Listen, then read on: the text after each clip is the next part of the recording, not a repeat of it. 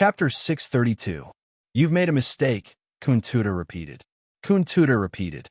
His voice suddenly changed. There was no warmth in it. There are some mistakes in this world that can be made, but there are some that cannot be made. Because once you make a mistake, it will lead to an unacceptable disaster.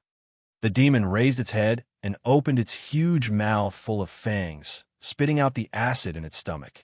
The terrible digestive fluid gathered in the seawater and spread, turning into a thick green poisonous cloud, turning all the fish and the underwater ruins into pus that it came in contact with. The next moment, Kuntuta was already holding his battle axe in his hand. He wasn't sure if the poisonous fog had come into contact with the black dragon. The moment he breathed, the black dragon was less than 10 meters away from him. But even if it hit, a monster of this level would not be easily affected. Then, he cast 2 enhancement spells, Hardened Skin and Sharp Reaction.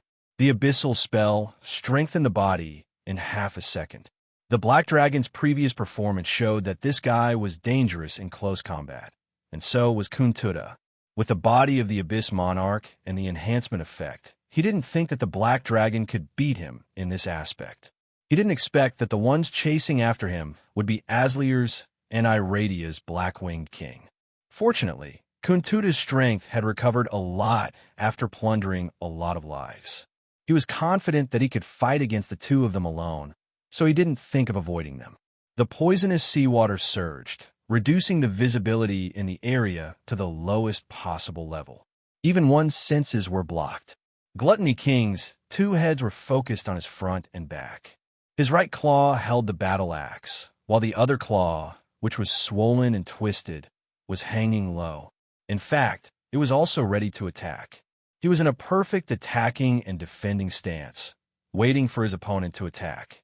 "Come, let me see what you're capable of," the Gluttony King said coldly. The King of Gluttony said coldly, "Aslier's, has life in the material plane made you weaker? Why don't you dare to attack?" Low laughter came from the poisonous seawater. Aslier's didn't seem to move at all. "You're someone else's prey now. You don't have the time to care about me. Think about how long you can last in front of the black dragon." Aslier's finished proudly. After thinking, he decided to confirm with the black dragon. So he asked secretly through the spiritual link, "Caesar, how long do you need to kill it?" "I don't know. This guy is hard to deal with." Caesar told the truth. Aslier's was stunned. "Then why didn't you kill it in one go? You even said something like, it's too wasteful to kill him in one go. I thought you had the confidence to win and had already treated him as a test subject. What else could I say? Did you see the wounds from before? In fact, I didn't hold back at all. All the wounds I left were fatal. If it were any other creature, they would have died many times over. But this guy, his head was crushed, and he was still alive." Black Dragon was silent for a moment, then said slowly, "It looks like we have to crush it into ashes to kill it. Then crush it into ashes." Aslier's roared, and a huge pillar of fire rose from under his feet. He had stayed in the Iradia plane for a long time and had been accepted by the material plane. His power had expanded rapidly during his years of slumber. All this gave Aslier's the courage to wave his flames at the King of Gluttony, who was much stronger than him.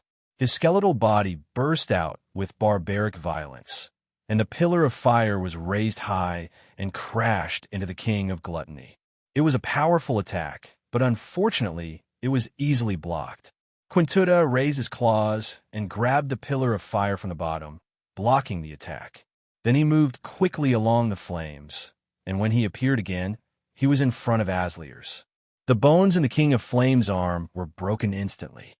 "Aslier's, your fighting skills are laughable. You don't even know how to use your power. And I have fought in the abyss for 10,000 years. Kuntuta roared, "How dare you bare your fangs in front of me?" After saying that, he suddenly hugged Aslier's, like an old lover hugging after a long separation. This scene caught everyone off guard, and Aslier's bones immediately cracked under the irresistible force. Aslier's roared in pain, and flames surged, try to burn Kuntuta to ashes. As the King of Flame, his flames were far more violent than the wildfires of the material plane. In a serious situation, even Caesar did not dare to stay in his flames. Kuntuta was also ignited, and his body burned fiercely. Even so, Quintuta did not let go of Asliers. Like a python strangling its prey, he would not let go until the prey was dead. He tried his best to absorb the energy overflowing from the flame demon's body, and every second this absorption made Asliers weaker. While the two demon monarchs were entangled, Caesar was taking a deep breath. He took a deep breath as if he wanted to suck the entire sea into his body. A huge amount of seawater flowed into the singularity furnace, and after being converted, it returned to his body. Caesar's pupils burned, and waves of blazing particles spread out from the gaps in his scales, illuminating the dragon's body. Now, it was Aslier's turn to hug Quintuta. He realized that Caesar was accumulating power, and also felt Quintuta's rising uneasiness. Before the king of gluttony could escape, Asliers grabbed his skeletal hand and held Quintuta in place. "You idiot! Let go!" Quintuta roared. "Come on, let's see who dies first." Asliers also roared. He had been provoked by Quintuta's previous provocation, and now that he saw this guy's uneasiness, he immediately felt relieved and did not want to let go of Quintuta so easily. "Don't stand together. Do you want to die together with him?" Caesar's cold words calmed Asliers down. The demon's cowardly nature suppressed his boiling blood, and he regained the upper hand in his brain. He immediately slipped away and let go of Quintuta. At this time, the king of gluttony did not want to be entangled any longer. He was busy dodging Caesar's attacks. "Order, royalty!" The black dragon raised his head, and his eyes were filled with unparalleled majesty. Copious amounts of power descended on Quintuta, and the Lord of the Abyss was suppressed to the point that he could not move, and for a while, he could not breathe. "Exhale." It was a loud sound that made one's soul tremble. Light and heat that were difficult to look at directly bloomed from the black dragon's mouth. The extreme energy tore the seabed apart in an instant, and the deep crust of the earth broke, piercing through a trench that was hundreds of miles long. Scorched red rocks rolled out, and magma spewed out, and seawater boiled. A blazing crack ran through the seabed, leaving an indelible scar. Dense explosions came from the bottom of the crack, as if thunderclouds were rolling endlessly. What a spectacular sight! Asliers stood beside Caesar and exclaimed. Behind them was the quiet and peaceful underwater world, but in front of them was Iradia's most terrifying purgatory. The ecological environment of this area had been permanently changed. Everything in this area emitted deadly radiation, and the highly toxic substances would spread further with the seawater, bringing extreme pain, disease, and mutation to every marine life. The chain reaction of the exhale would soon appear. The Arctic Sea would raise unprecedented tsunamis, and terrifying earthquakes would spread to every corner of the northern domain. Search for Quintuta's tracks. Caesar panted. Creating such an exhale was a heavy burden for him. Even if Quintuta did not die, his essence would be injured. He could not let the demon escape just like that. The whale shark lord had just nodded, and before it could lead its guards into action, it saw a tattered human figure crawling out of the crack. Its skin seemed to have been peeled off by something, and the charred flesh and organs were clearly visible. It looked extremely terrifying. Unparalleled power. Quintuta's voice was heard, and it sounded very weak. Far beyond my expectations. This power can kill some careless gods. There is no doubt that you are the strongest in this material plane. However, if you want to stop the demon army, this is far from enough. He seemed to admire Black Dragon very much, and his tone was sincere. Give up fighting against us, and the Dark Cloud Lord will give you a chance to choose. He will let you join the Abyss as an outsider and become the supreme demon lord. Join the Abyss, Caesar smiled. After a few hundred years, it will be a question whether the Abyss will still exist. The reason why you are in a hurry to land is no longer a secret. Then let's fight to the death. Quintuta took the initiative to attack. Chapter 633. Sorry, I seem to have interrupted your party. When Atoles appeared at the scene, the battle had been going on for the whole night. The most powerful monsters in the world were fighting in the deep sea. Energy was everywhere. Fangs and claws tore through the air. Psionic energy and magic were destroyed as soon as they were formed. Shock waves rolled and spread. Radiation, poison, and flames filled every corner. They were repeatedly injured, leaving bite marks on each other's bodies.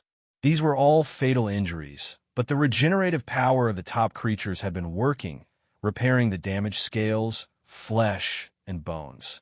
The monsters controlled their bodies with strong and cold wills. They let out deafening roars and continued to throw themselves into the cruel battle. Natolis stepped through the storm and came through the barrier of poison and flames. He did not sneak, but appeared in the open. There was a burning light flowing under his pupils. He calmly looked at the scene. Asliers roared angrily in between the battles. "Who are you?" He and Caesar almost succeeded. They teamed up and tore Quintuda apart, injuring the essence of the king of gluttony. But the guy's tenacity was beyond imagination. He kept regenerating and regenerating like a lump of mud that could not be smashed. It was frustrating, but there was nothing they could do about it. Please allow me to introduce myself. My name is Natolis Bane, and I come from the far south. The seemingly insignificant human said softly, "I am an ordinary god of Iradia. My priesthood is light and fire." Annoying gods. Asliers waved his hand impatiently, as if he was swatting away an annoying fly. After a pause, he realized where the problem was. This guy seemed to say that he was the god of Iradia, a local god. Caesar and Quintuda also realized this. They immediately stopped, pulled back, and stepped back. Their pupils shrank to the size of needles. They looked away in the confrontation and cautiously examined the uninvited guest. Natolis had not made a move yet, but his silent attack had already enveloped the three monsters and the surrounding area. "He's also here to kill you," Caesar said slowly. "Is that so? Why do I feel like they're coming for you guys?" Quintuda breathed heavily. "Compared to me, an outsider rejected by Iradia, you, a local monster who keeps causing disasters, are a bigger threat, aren't you?" Caesar slowly turned around, his eyes filled with spiderweb-like dark golden cracks. The huge black dragon lowered his head and asked the newcomer on the battlefield, "What do you want?" "This area is obscured by psionic energy. Even God's gaze cannot penetrate it. Originally, I just wanted to check out the situation. I didn't expect to gain so much." Notorious scanned the monsters one by one and named them: the Calamity of Eladia, Caesar Targaryen; the Suzerain of the 173rd level of the Abyss, Quintuda, the Glutton; the Suzerain of the 601st level of the Abyss, Azrael's the Balrog. "Today, all of you will be purified." "Bastard," Asliers cursed in a low voice. "Arrogant fellow." Quintuda sneered and turned to look at the black dragon. "Why don't we kill this local god first?" After a long battle, each of them was seriously injured and could not maintain their peak state.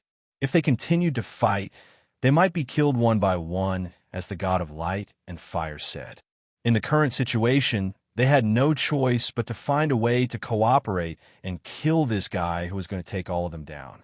Everyone understood this, so Caesar echoed, "I agree. Very good." Quintuda looked very happy. "This is good for everyone." The black dragon nodded. "Yes, the enemy of my enemy is my friend. Kill him first." "Okay, do it." "Okay, don't give him a chance." Of course. Although it sounded nice, none of the three guys made the first move. The newly formed alliance was broken after dozens of seconds. Even the threat of death could not make Caesar and Quintuda join forces. They did not trust each other at all. The first attack of the god of light and fire was likely to be his strongest attack, and no one was willing to take on such an attack in their current state. If they were ambushed from the back in the process, the consequences would be unthinkable. Notorious slowly turned his weapon. It was a spear flowing with flames and brilliance. The tip of the spear made a dense explosion sound as if it was quenched in the sea. In his heart, he had already made the black dragon his first target. Kill Quintuda or Asliers. The lords of the abyss would still come ashore, but there was only one king of the Black Wings. He carried the burden of reversing the fate of Iradia. If he missed this opportunity, he might not have another chance in the future. Notorious locked on his Caesar. Caesar stared at Quintuta's throat, Quintuta stared at Aslier's, and Aslier stared at the flames on Notorious. He unsheathed his sword and clenched his claws. Everyone was ready for the moment blood splattered. Killing intent surged like a tide. Even the cold bottom of the sea could not extinguish their exuberant fighting spirit. From a beginning until now, they had lost too much blood. But if they wanted it all to end, someone had to bleed dry. This was a battle between gods, demons, and monsters. Only death could end it. Kill Quintuta first. After a while, Caesar made a decision. The lord of the infernal prison and the king of the Black Wings disappeared at the same time. They pounced at their target at extremely high speed. Quintuta was already an arrow at the end of its flight. Even if the appearance of the god of light and fire made the situation extremely bad, they would not allow their prey to escape. Quintuta retreated quickly. The freak's body was as light and agile as a fish. He moved close to the rocks and shuttled through the explosions created by the black dragon and the Balrog. Notorious leaped up. His spear cut through the seawater that was as heavy as 1,000 kilograms, forming a straight line and stabbing at Caesar. As the distance between them shortened, the light on his body became more and more dazzling, and his strength became stronger and stronger. The lord of the infernal prison roared and used all his strength to temporarily control Quintuta with the blazing cage. Caesar pounced on his target and released an order at the same time. However, the spotless land had little effect on divine power. The giant spear, which had been magnified by divine power 1,000 times, pierced through his back. Blood spurted out of his body like a gushing fountain. The furious radiance repeatedly cut his body, and the crimson flames surged into his body along the spear, attempting to melt his organs into paste. The black dragon suffered a terrible stab, but he was still unwilling to turn around. He poured all his strength into his sharp claws. The unparalleled power shook the void. Quintuta understood their intentions. His eyes were about to pop out of their sockets. He raised his head and roared at Caesar. Caesar roared back in response. Roar, roar. The giant claw descended with infinite power that could shatter the void. The body of the king of gluttony collapsed under the terrible power. Almost at the same time, Aslier's fire pillar crashed into Quintuta. There was no time to wait. Caesar suddenly turned around and spat out a cold breath. In an instant, the seawater was frozen and temporarily blocked the attack of the god of light and fire. It's not over yet. This is not my end. Quintuta trembled in the flames, trying to maintain his disintegrating body. However, the power of the black dragon that could destroy everything enveloped him. All the life energy could not bear the burden. They trembled, collapsed, and then fled. No, come back, come back. It hurts, it hurts. Quintuta stretched out his broken claws, trying to grasp the life flowing out of his body. He struggled madly in the blazing cage. His appearance was a little funny and a little sad. Chapter 634. You're hurt. Aslier's had a complicated look in his eyes. The black dragon's last attack was filled with the determination to kill, concentrating unparalleled violence on Quintuta, leaving the demon with no way to escape. Even his virtual divine persona was shattered. But because of this, the black dragon's back was pierced by the god of light and fire, pierced by the light spear with divine power. Yes, Caesar nodded. It's bad. Notorious destroyed the ice wall, and his tall figure slowly appeared. Divine power flowed on his silver-gray armor like dancing electric arcs.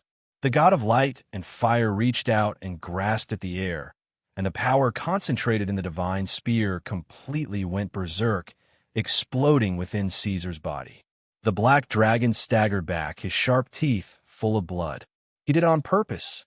Quintuta thought I would be wary of the local god's sneak attack and would not dare to attack with full force. But he did not expect the god of light and fire to have his own ideas. Caesar gasped. The power contained in this weapon was stronger than expected, but it was controlled when it pierced my body. It only fully emerged after Quintuta died. He held the spear tip in his chest with both hands, ignoring the blood gushing out, and pulled the spear out of his body 3 times. The power of the king of gluttony before he died also hurt me. Asliers whispered, "The situation is not good now. You better summon your daughter back." "It's useless." Caesar clutched his chest, where there was a whirlpool-shaped hole. Divine power rolled in his flesh and blood, preventing the wound from healing. Odin's path to godhood has just begun. He can't participate in a battle of this level. Is there any other power that can be used? Asliers asked, and then growled angrily. "Local god, why didn't I find this guy before?" Notorious suddenly rushed forward, and the spear on the ground was pulled back into his hand, bringing with it a twisted, cold light. The Balrog king roared like an erupting volcano, raising its bony claws to slap the god of light and fire. However, its flames were extinguished before it could even touch the god of light and fire, crashing into the spear that was gushing with radiance. The seawater was pushed back, and the center of its skull was cracked. "Your power was restrained by him." Caesar stated the truth. "It's the influence of the world." Asliers was unconvinced. "If it's the abyss, it's me suppressing it. Now is not the time to discuss this. Let's return to the land first." Caesar shook his head. It was obvious that he was very weak. The singularity furnace gave him endless power, but it couldn't heal his wounds. Dull thunders echoed from Notorious's body, as if the gods were beating drums for him. Scorching light was burning the seawater behind him. He had come from the distant south to deliver judgment to the monsters at the end of their road. Divine punishment. Notorious waved his spear straight, and a huge pressure suppressed the Balrog in front of Caesar in an instant. Asliers moved his body to resist, but it was too late. The light descended at a speed that was difficult to be seen with the naked eye. The Balrog's right arm fell off together with its shoulder, and the crack on its skull expanded again. But it wasn't over yet. Notorious's target was Caesar. He didn't want to give Caesar a chance to breathe. The black dragon's scales echoed with the clanging of iron. This exoskeleton armor was harder than a legendary giant shield and had blocked countless attacks for Caesar. However, at this time, it cracked and peeled off amidst a string of sparks. The seemingly thin light was actually the sharpest blade in the world. It repeatedly cut Caesar's body, intending to dismember him. Caesar didn't speak. He opened his mouth and exhaled, using the energy from the collision of particles to force the gods back. He spread his wings and rushed to the surface of the water. Asliers ran behind the black dragon. At the same time, he shouted to the starship watching from afar, "Stop him!" But how could a starship stop a true god? The starship's weapons were powerful, but the accumulation of power before firing was too obvious. The field created was not enough to restrain the gods. Notorious avoided the starship's attack casually. When he got close, he slapped the starship's spherical shield heavily with the spear of light and easily shattered it. The starship immediately fell into a state of power failure. Eyeball cursed in the darkness. "Damn it. If I had the best energy, I would have blown you up today." On the other side, Asliers had caught up with the black dragon. "Hey, are you so weak? Are you going to die? If so, I'll leave you alone, okay? You're almost the same. Don't pretend as if nothing happened." Caesar's voice was calm. "Your skull is cracking." Asliers stopped talking. They rushed out of the sea and swept wildly on the land. Their bodies made ear-piercing sounds when they rubbed against the air. They violently changed direction, destroying mountains and evaporating rivers. But Notorious still caught up with them. "If you run like this, you will only attract the attention of the gods in the sky. By then, I won't be the only one to hunt you down." He was right. This was the fate of the creatures marked with the mark of evil. Each of them would die, besieged by the gods and heroes, and die in different places. Caesar lowered his body and stepped on the solid soil. "We're at the end of the road. Yes, it seems that we can't escape this disaster." Asliers stopped beside him and slowly squatted on the ground. He gently fiddled with the soil with his slender bone claws and suddenly asked, "Can I trust you?" His question was somewhat inexplicable, but Caesar understood. He paused for a moment and said softly, "This is the only way. He did not encourage Asliers. In the eyes of the secular world, demons were a combination of selfishness, greed, and despicableness. To let a demon lord temporarily give up his self-awareness and put his life in the hands of others sounded like a fantasy story. It was like a child's boring and naive fantasy. As long as Asliers had the slightest wariness, it would be useless no matter how much he said. The king of Balrogs was silent for a moment. He quickly recalled Caesar's style in the past and finally nodded with difficulty. Okay. Asliers voluntarily melted all the bones in his body and turned into a pure flame. On the other side, the black dragon stood up with his two hind legs and spread his wings. The situation was developing in an unpredictable direction. The god of light and fire suddenly realized that something was wrong. He suddenly raised his spear and stabbed forcefully. His divine power was like thunder in the sky. Brilliance and violent flames swept across. The little remaining psionic energy was not enough to weave a command. Caesar simply built a defensive barrier, but it collapsed under the divine power. But in this short moment, Aslier's origin fire surged into the black dragon's body. What followed was like the descent of a pillar god. An unprecedented aura of the abyss appeared in Iradia. Wrapped in violent pressure, Notorious hair and beard fluttered backward. The ground was sinking, and everything around was shattered. Huge cracks crisscrossed the ground. Layers of the earth's crust were peeled off, and magma soared into the sky. A huge shadow loomed in the smoke and dust, like an ancient giant god. Caesar slowly walked out of the smoke. The wound on his chest was filled with jumping flames. His fierce dragon face was covered with streaks of flame. He held the burning sword in his hand. Chapter 635. Unparalleled Power.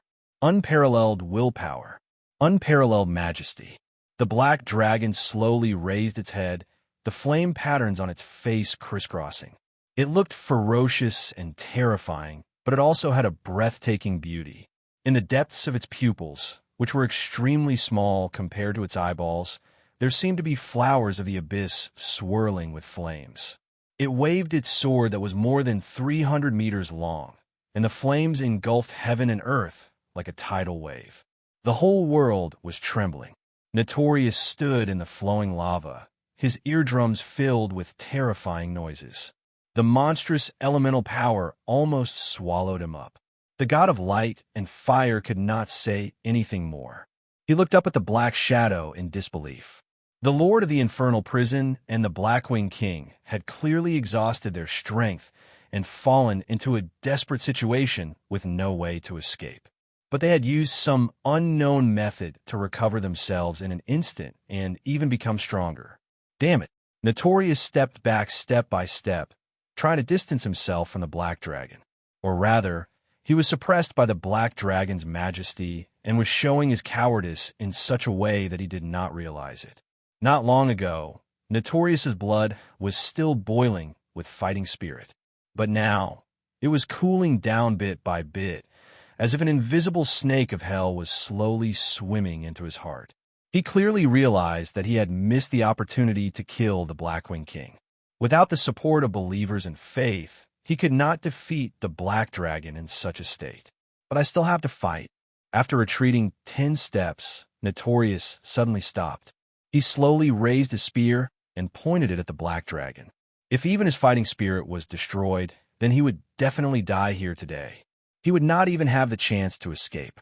However, the black dragon did not respond to this seemingly provocative action.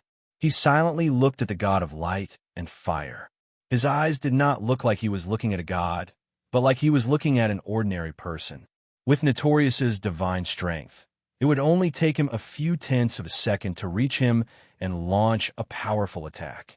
However, Black Dragon was still staring at him, no longer waving the terrifying sword of fire. Just from the aura alone, one could tell that the Black Dragon's body had undergone an earth-shattering change. Asliers brought his power and will into Caesar's body and completely fused with it. He combined their originally different powers into one, forming a brand new and terrifying power. The scorching heat and poison in this power was destroying the black dragon's flesh and organs, but at the same time, gently rebuilding them. This combination of a demon and a dragon looked so powerful, but it was also so fragile. Roar!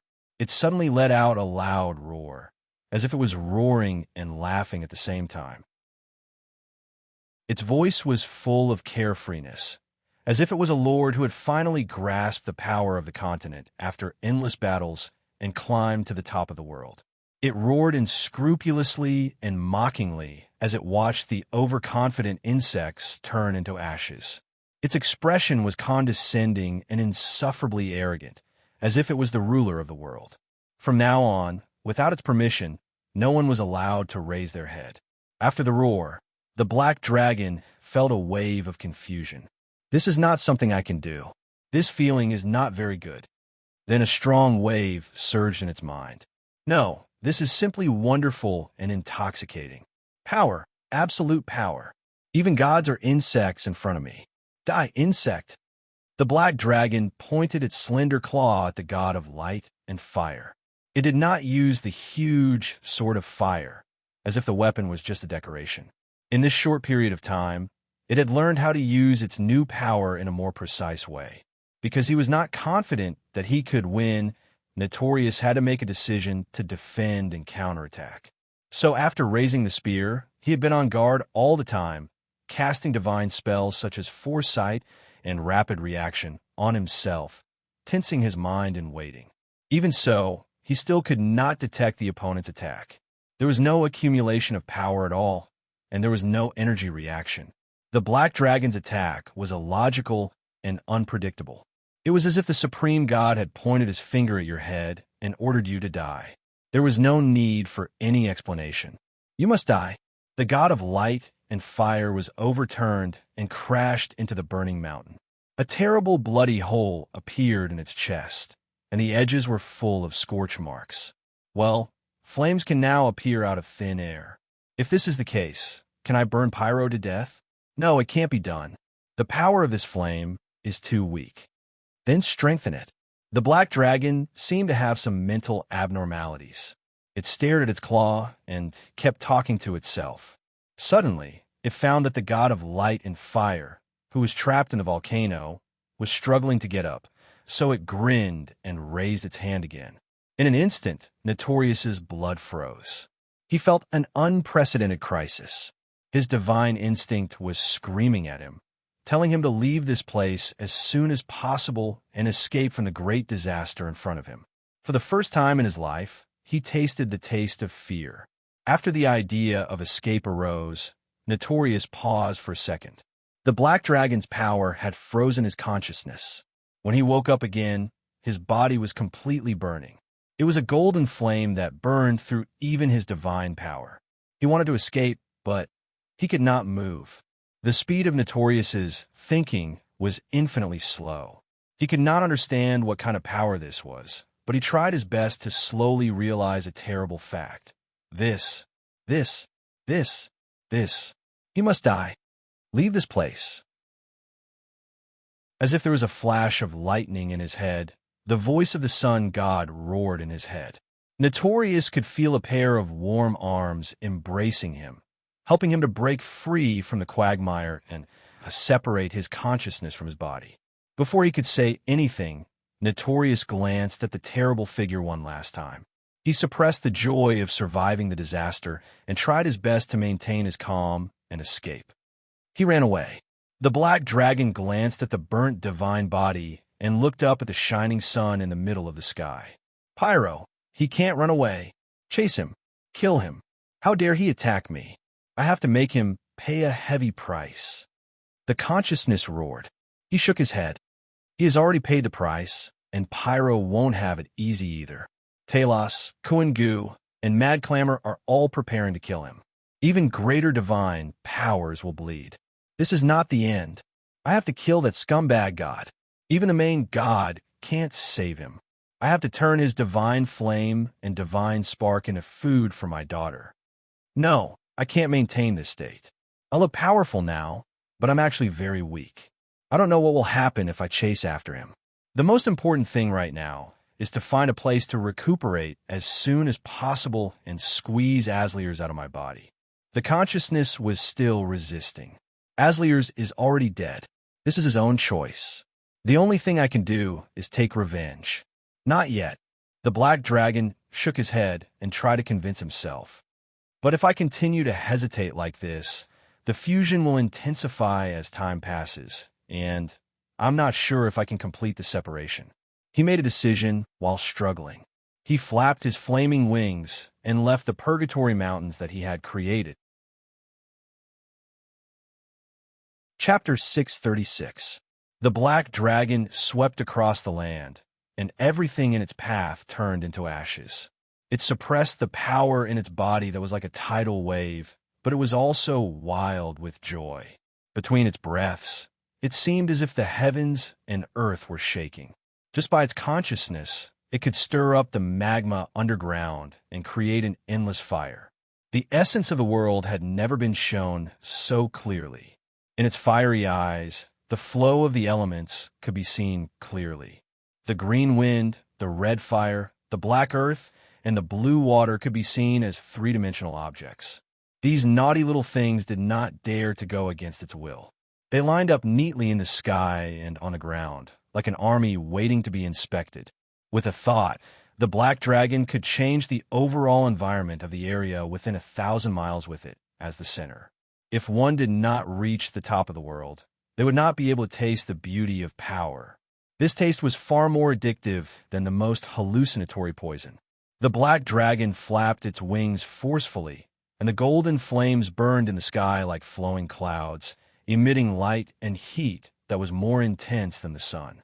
As long as it was willing, Iradia would complete the first unification in history under its iron wings. From the distant Scottsdale to the west coast, the entire continent would raise the black dragon's flag. From now on, all the land would belong to it, and it would be the only king. As for gods and demons, it would kill as many as they came. No, Iradia is not my end. Even if I don't merge with Asliers, I will be able to complete all of this by myself in the near future.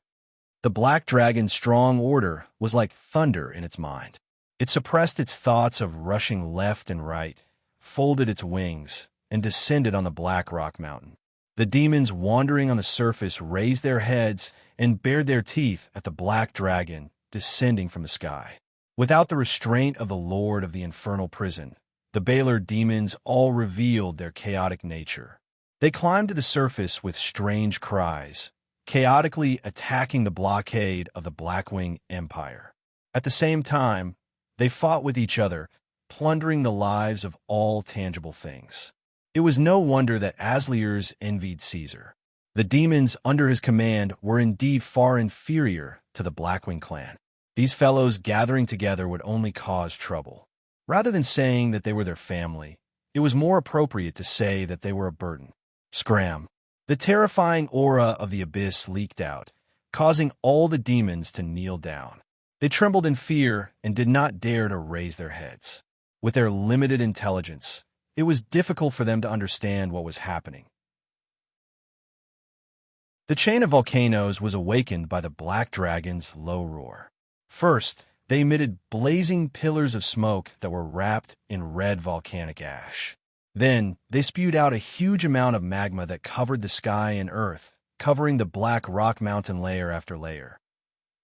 Without waiting for Caesar's reply, the lord of the infernal prison immediately began to try.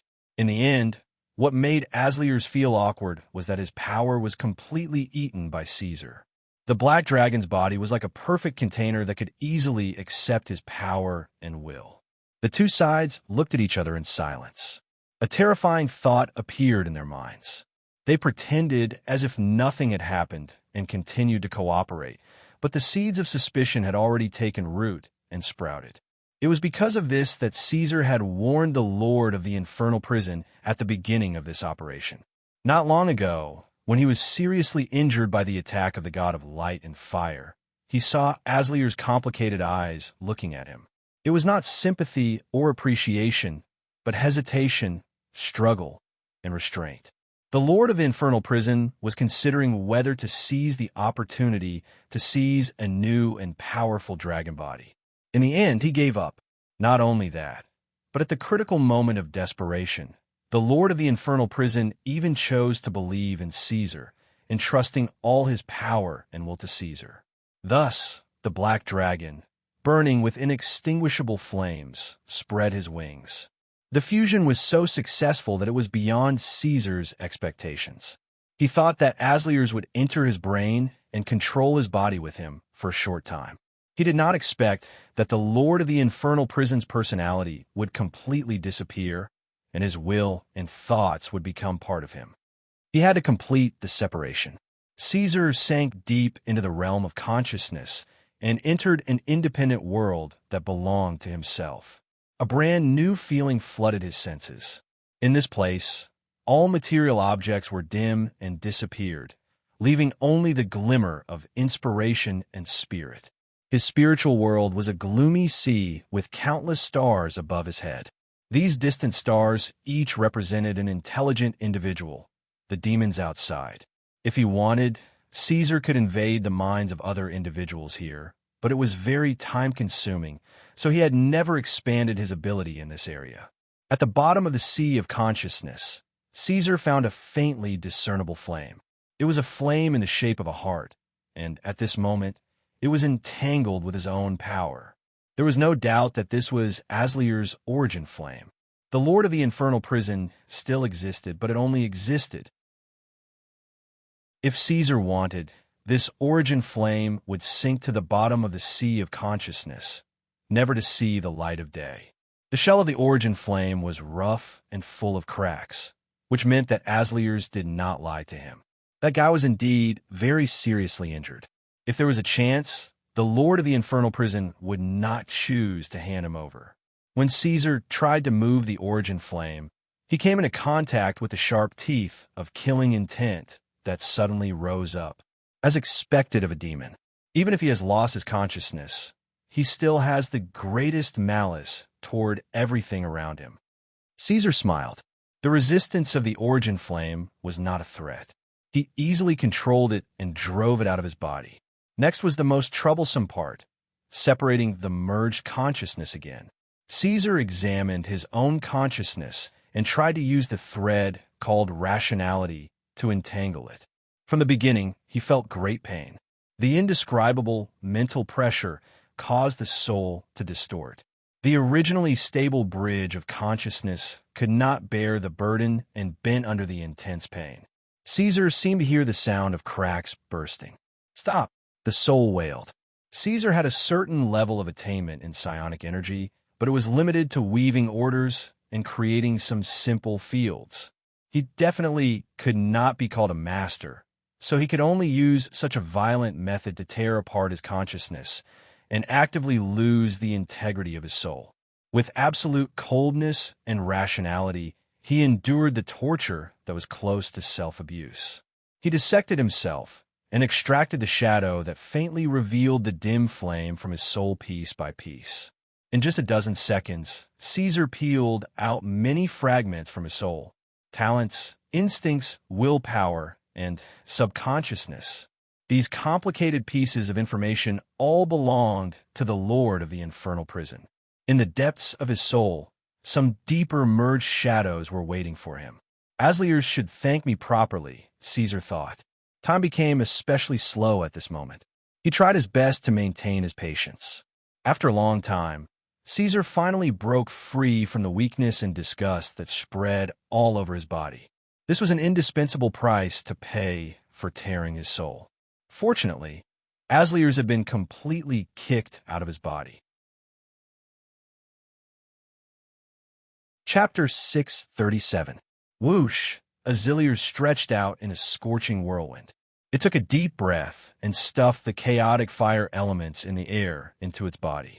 With the joy of being reborn, a carefree moan sounded from its throat. Is it over? He sniffed around and knew that he had returned to the Black Rock Mountain. What was the result? Petrov made a move, and the god escaped, Caesar said briefly. Asliers swung his flaming arms to check if there were any missing parts in his body. He said, That's it? I thought you would chase after him and kill him, and then destroy the empire on which the sun never sets or something. That's a good suggestion. It's the same idea that kept popping in my head. Caesar curled his lips, but if that's the case, you'll probably die completely. I don't want to see a corpse floating in my sea of consciousness. God knows what kind of sequela you'll leave me with when you're noisy and hot. I didn't expect you to be able to separate me. Asliers was very honest. If it were me, I wouldn't be able to. Who can resist the temptation of becoming stronger? I mean what I say. That's my style. If I can't even keep my promise, no matter how much power I have in my hands, I'm still a poor coward. Caesar said, in that case, I'll look down on myself. Boring order-faction. The lord of the infernal prison snorted. You're the same as those annoying devils. Look at you. You want to ask me when I'm leaving. Can't wait to absorb Kuntuta's virtual divine spark? Asriers was shocked and felt guilty as if his secret had been exposed. How did you know? I saw it in the shadow of the soul. Caesar said calmly, don't worry, I'm not interested in that stuff. It's just a few fragments. Asliers admitted, your crushing power killed Kuntuta, and even the virtual divine spark was destroyed. If I hadn't urgently extracted it, there wouldn't even be a fragment left. That's why you were injured by the power of Kuntuta's struggle. Caesar sneered. Greed isn't the problem. Stupidity is.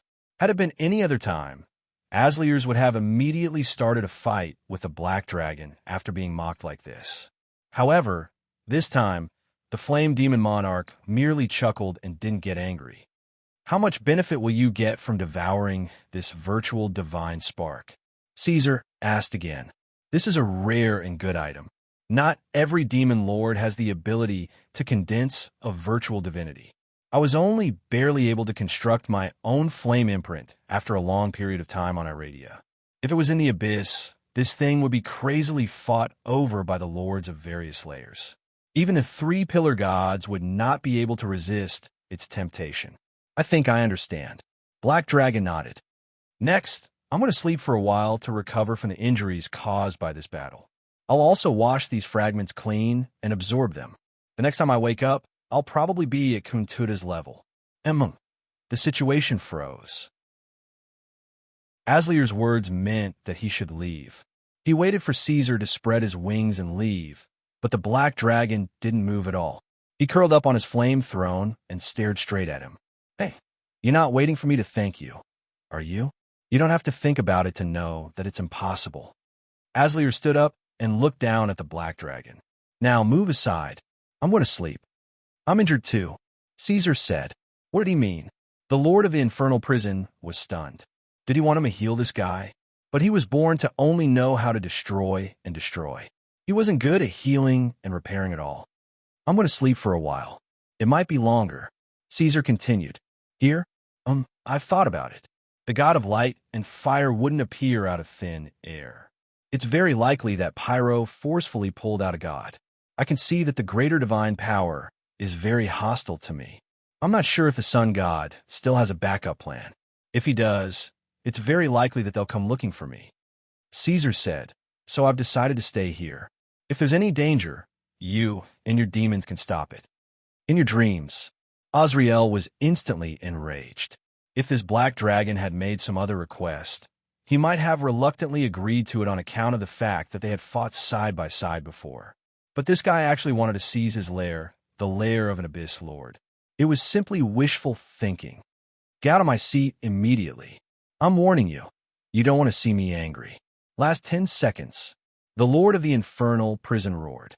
The Black Dragon turned a deaf ear to this. He swayed his tail and no longer looked at Asliers. His attention had shifted to the huge and heavy chair under him. Although this throne made of lava and fire looked ordinary, it was quite comfortable to sit on. It was warm and steaming, suitable for sleeping. 10, 9, as Asliers counted down, Caesar closed his eyes. 4, 3, 2, why don't you go to hell? The Lord of the Infernal prison roared for a while. In the end, he left his palace angrily. The Black Dragon checked the traps he had left behind, the marks on Luna and Odin. If they were in danger, the Black Dragon would wake up from his sleep no matter how soundly he slept. He would tear open the space crack and arrive instantly. After confirming that the two marks were still active in his senses, Caesar adjusted his posture and sat cross-legged on the huge chair. His tail drooped down, his breathing gradually slowed down, and his body temperature gradually lowered. In an unfamiliar environment, ordinary creatures tended to sleep very lightly. But Caesar quickly sank into the deepest sleep and entered a dark dream. This was another world. The whole world seemed to be immersed in gloomy water. Everything in sight was slightly distorted. Through the distorted light, he could see that the empire's blueprint, which was originally made of sand and stone, had long disappeared. Instead, it was replaced by a huge, roaring skeleton of the black dragon. The trophy, which was as bright as a diamond, slowly rose from the black light and stood in front of Caesar. "Long time no see." Caesar smiled and glanced at the neat words on the base of the trophy. "Demon Hunter, you have killed a demon monarch. Fight demons. Be careful not to become one yourself. Reward, feast." He touched it, and the trophy turned into a colorful rain of light. It was as gentle as water and slowly flowed into Caesar's body, giving him a brand new ability. Although it also consumed psionic energy, this was not a command, but an ability similar to a domain. Caesar could now create a field with him as the center. As long as he willed it, the life force of all creatures in the field would be absorbed by him. This is the ability of the king of gluttony. The black dragon sighed softly. He fell into a long sleep. His injuries healed, and his body size increased. This black dragon had already broken through the limits of the material plane and the body of a dragon, but he was still growing, advancing to the terrifying number of 200 meters. Chapter 638. 5 years later, Odin sat on a chair, staring at a stack of letters floating in from all over the world. Outside, the sound of the radiation dragon's wings flapping could be heard. After the storm, the sky was quiet, and the air was very clear. The moist wind swam in from the corridor, and smelling it made one feel light and comfortable. Sighed, Dad is still not awake. After she finished reading the last letter, she stood up with a little disappointment and stretched. He really doesn't make people worry at all. The Black Emperor fell into a deep sleep, but the passage of time did not stop because of this. The world was still in chaos. In Ganwa, Riverland, Scottsdale, and even Vilost on the other side of the sea, the rising sun and the Blackwing army fought in every corner that could be established. The blood-stained smoke rose and fell one after another, as if it would never stop. In the past 5 years, Odin had always been there, leading the Blackwing clan and the Daybreak army to war. The control of Ganwa swayed back and forth between the two countries. Fire, poison, ice, and thunder plowed this land over and over again, leaving behind indelible scars. When she had just arrived here, Odin had been so cautious. Before every battle, she would stubbornly climb to the highest point of the Sentry Tower and look down at the forest of Blackwing clan members. She stared at every face that was looking at her, worrying about their future. Her heart was filled with sympathy and worry. But day after day, year after year, those feelings of pity, sympathy, and worry slowly faded away. War was like a deep, ice-cold pool, holding you down and quenching you in it, making you sharp and hard as you hissed in pain. In order to capture Floating City, she had the Grey Cavalry charge in a suicidal manner. She had also set up traps and killed a large group of Dawn Army's light cavalry. Sometimes, Odin wondered if she had become a completely evil creature. The Southerners called her the daughter of the Black Dragon Emperor to the Lord of Twilight, saying that she was an evil dragon with the blood of an evil god. Although she looked clean and bright on the surface, her teeth were filled with filthy flesh and blood. When she was angry, she would eat people. Too hateful. I have never eaten anyone. Odin thought angrily, and it didn't stink at all. This kind of thing can't happen a second time. How about this? I'll send you guys to monitor the situation for a while and warn those idiots in Spike Fawn Castle. Treat the captives well. Treat the captives well. Understand? Beolonia's voice came from the long corridor. It was young and serious. In addition, we need to send more people to the Red Fog Swamp. We need to know that area like the back of our hands. If the Dawn Legion dares to come around again, we will set it on fire. As time passed, Bulonia also entered the young dragon stage. Although she still looked like she had not grown up, she finally stopped rolling on the ground. She became smarter and smarter, studying military equipment all day long. She dreamed of changing from a professional card player to a weaponsmith. She improved the main battle tank of the Blackwing Empire, combining the steam device and a magic core in a more intimate way, thus increasing the efficiency of power output.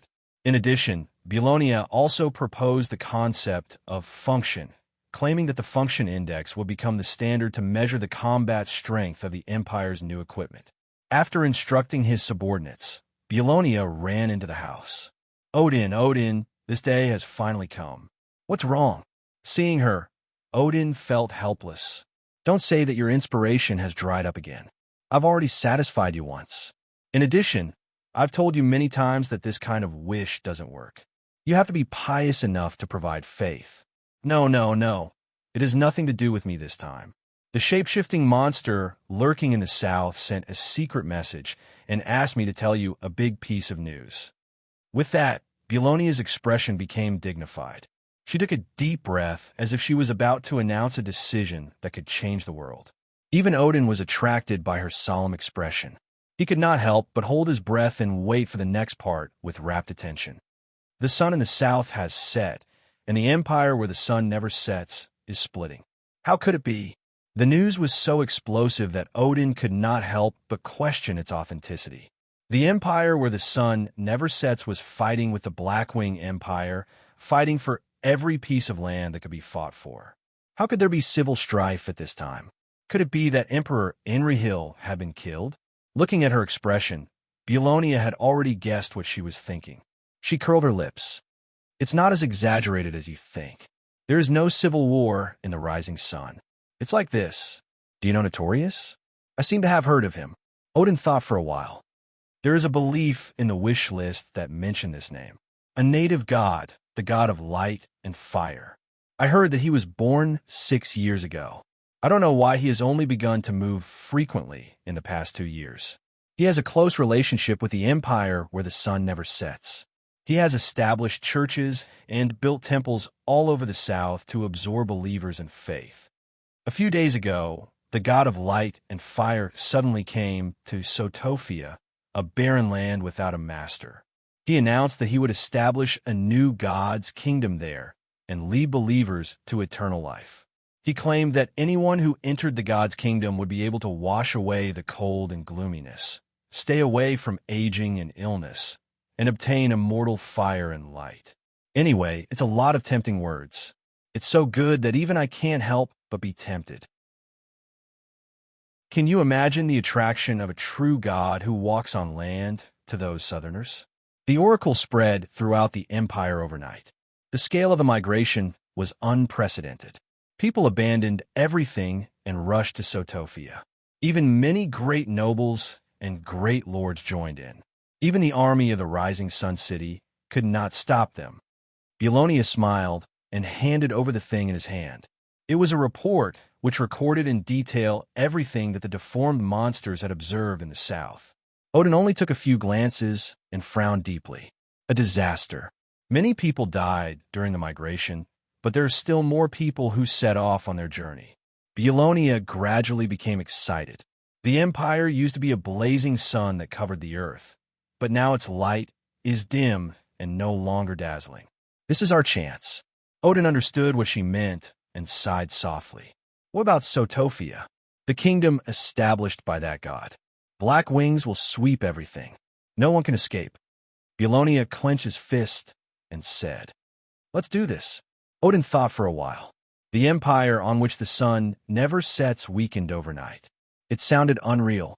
Things did not seem so simple. Let's take back the whole of Ganwa first.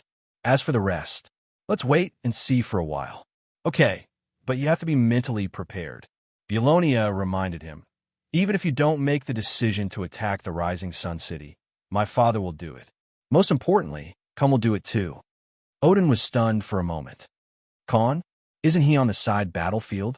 What does it have to do with him? You don't know my brother. He is the most typical black dragon. He is extremely vicious and unscrupulous. In order to get the reward of the great emperor, once he finds an opportunity, he will immediately make the decision to march into the enemy's hinterland. Not to mention the risk. Even if he has to gamble his life, he will not hesitate.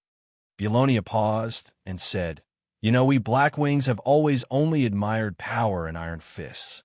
If Khan really knocks on the door of the Rising Sun City, then his reputation in the Empire will soar, and he will soon surpass you.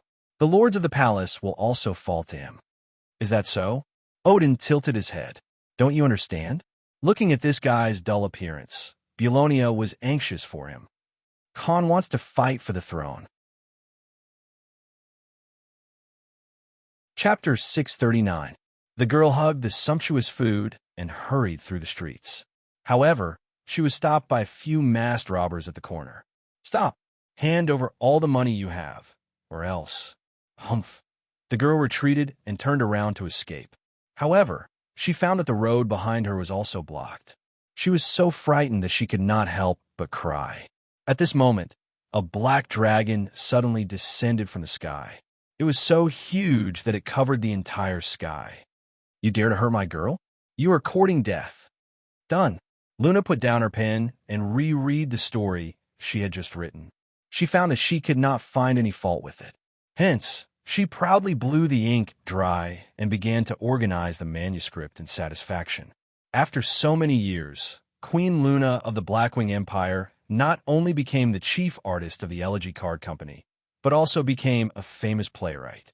Although Luna's writing style was not exquisite, and the script she created was also an old story that was commonly seen in bards and poems, the little girl was still very popular. She became famous at an explosive speed and quickly became the most admired and popular playwright in Iradia. The reason was because of the way Luna's works were interpreted. No matter how good the script was, very few people would read the original play. What the audience liked was the stage performance. At this moment, the performers in all the major theaters would play different roles with makeup. If there were alien characters in the play, the performers would wear exaggerated masks to show their identity.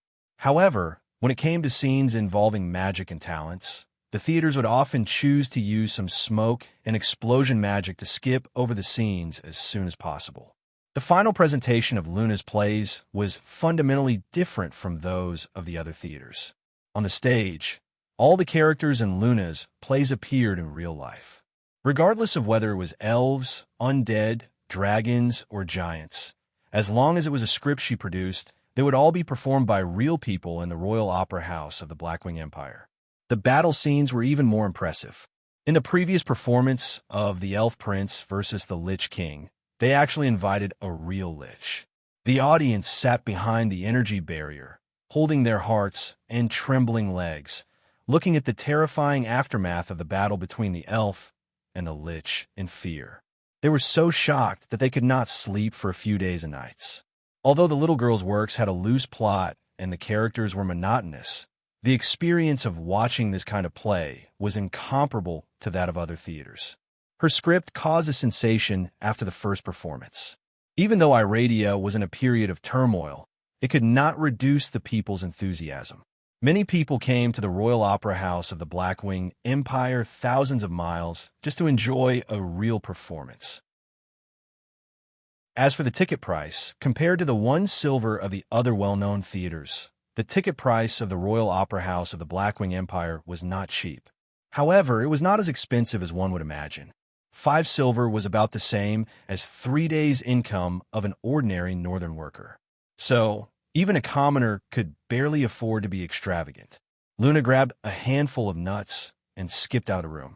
The weather outside was just right. She squinted and looked at the warm afternoon sun, happily greeting every large creature. The little girl remembered the names of every servant, waiter, and guard. She was not unfamiliar with them at all. When the monsters saw her, they immediately smiled and bowed, calling her Her Royal Highness. The little girl was very happy. After knowing that Caesar was sleeping in the Black Rock Mountains, she made a decision. Once she finished writing the first half of The Girl and the Dragon, she would immediately go to the Black Rock Mountains to look for him. Today was the day of departure. The guy had slept for a long time. He must be smelly. If he did not clean himself up, he would definitely fall sick. Luna thought worriedly. She could not wait to appear by Caesar's side. As for Odin, she was not worried about him. They had just sent a message a while ago. After the baptism of war, the little Odin had obviously grown up a lot. He had the ability to hold his own and did not need anyone to take care of him. She announced her thoughts in the court and told everyone her destination. In the face of Luna's request, the court lords could not help but fall silent.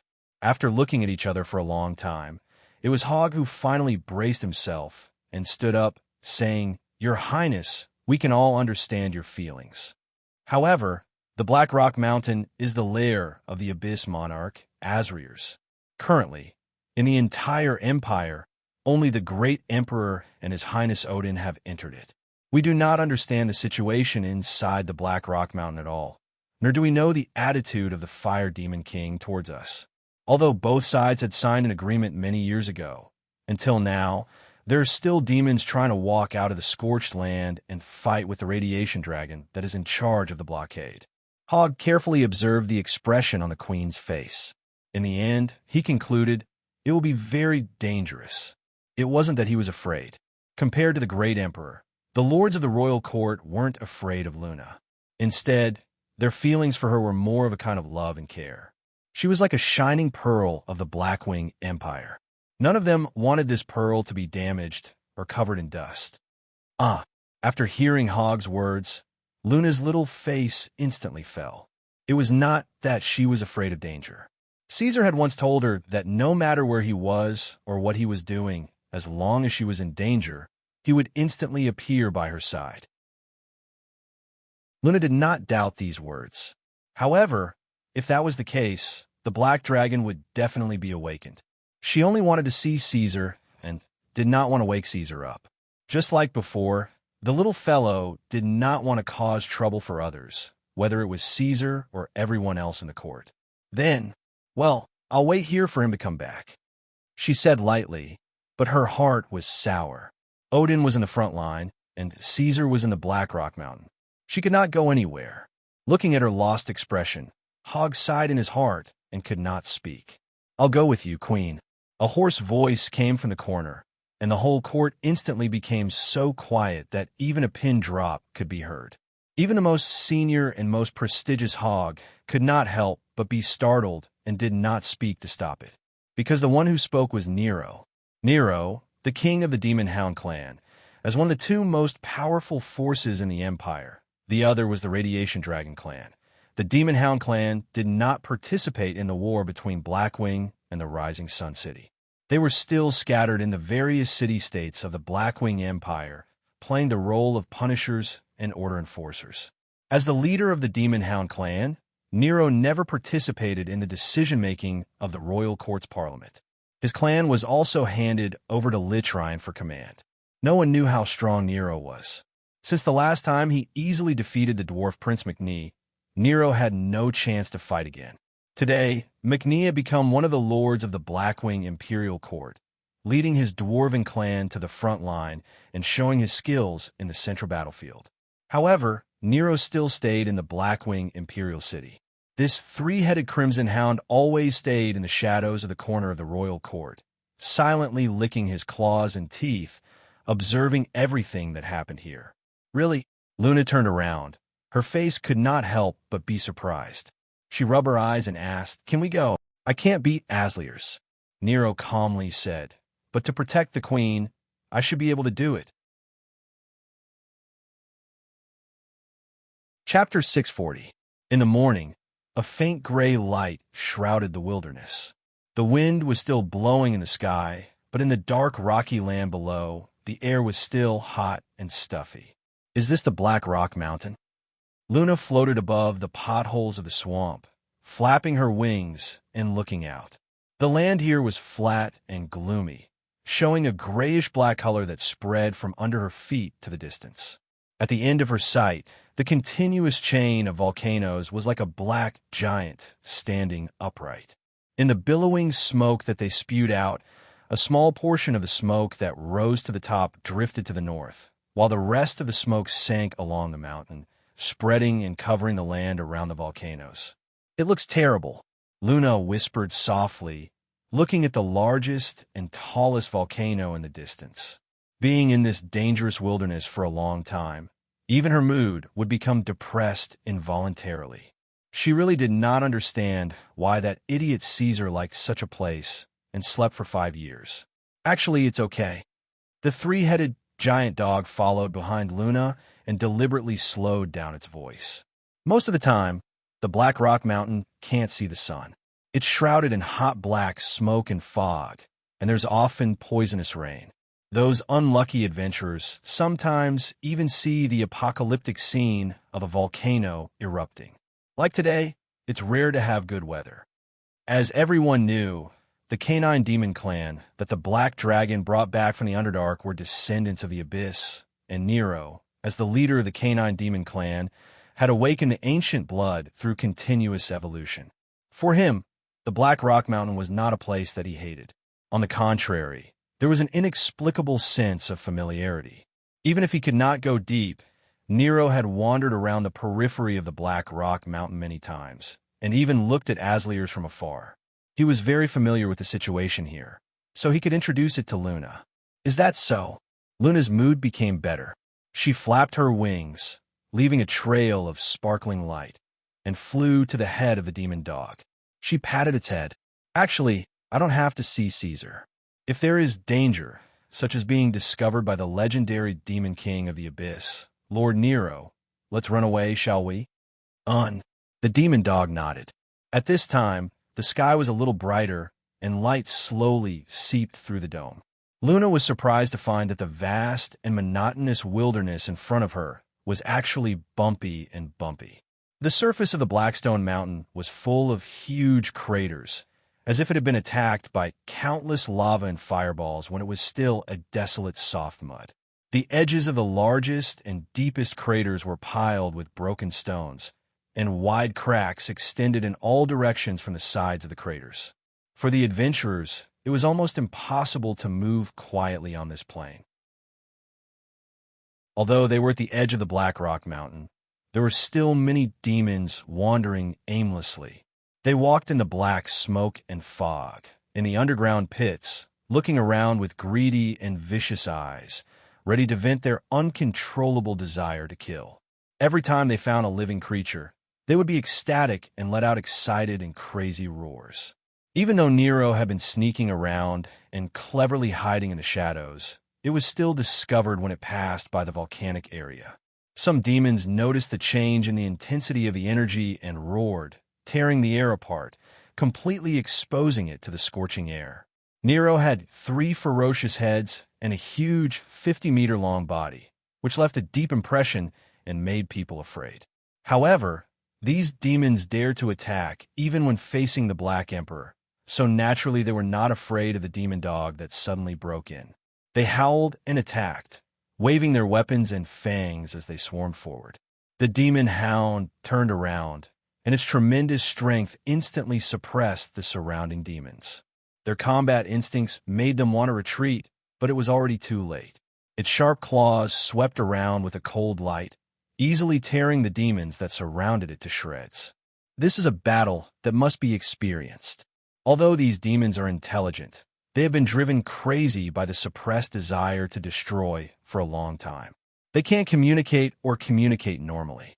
In a sense, they can no longer be regarded as intelligent creatures. "I hope you don't have any psychological burden," Nero said as it attacked.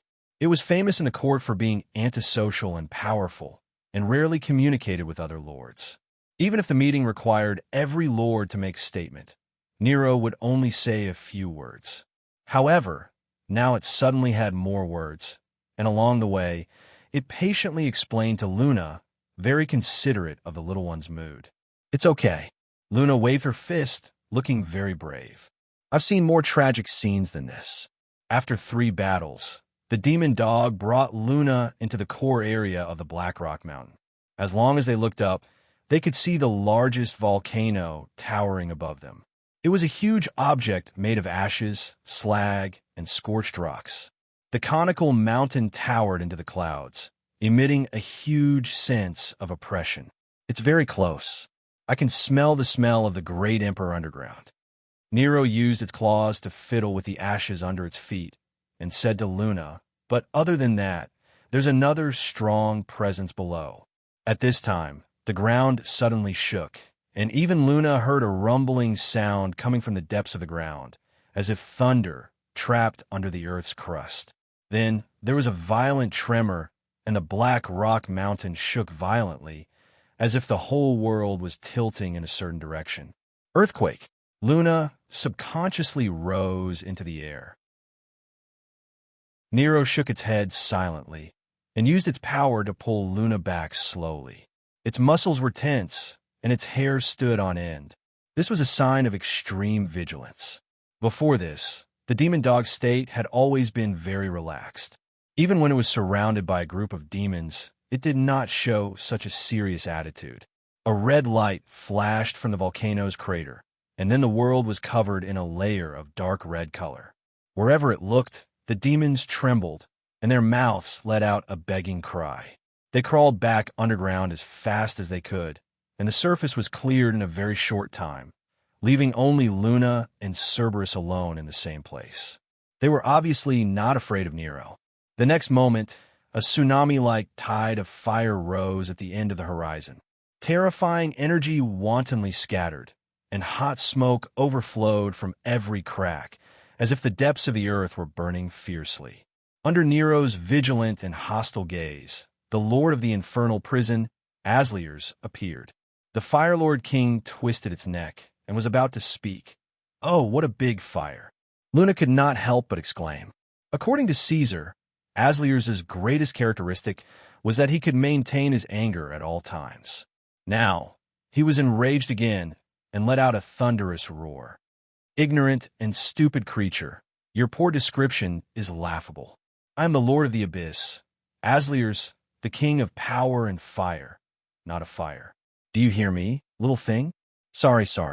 Luna hurriedly apologized. "I heard you, Mr. Fire." "Not Fire, not Mr. Fire." Asliers roared, and his voice was like an explosion. "You should call me Flame King. That's still fire." Luna covered her ears as she thought. "Greetings, Fire Lord King.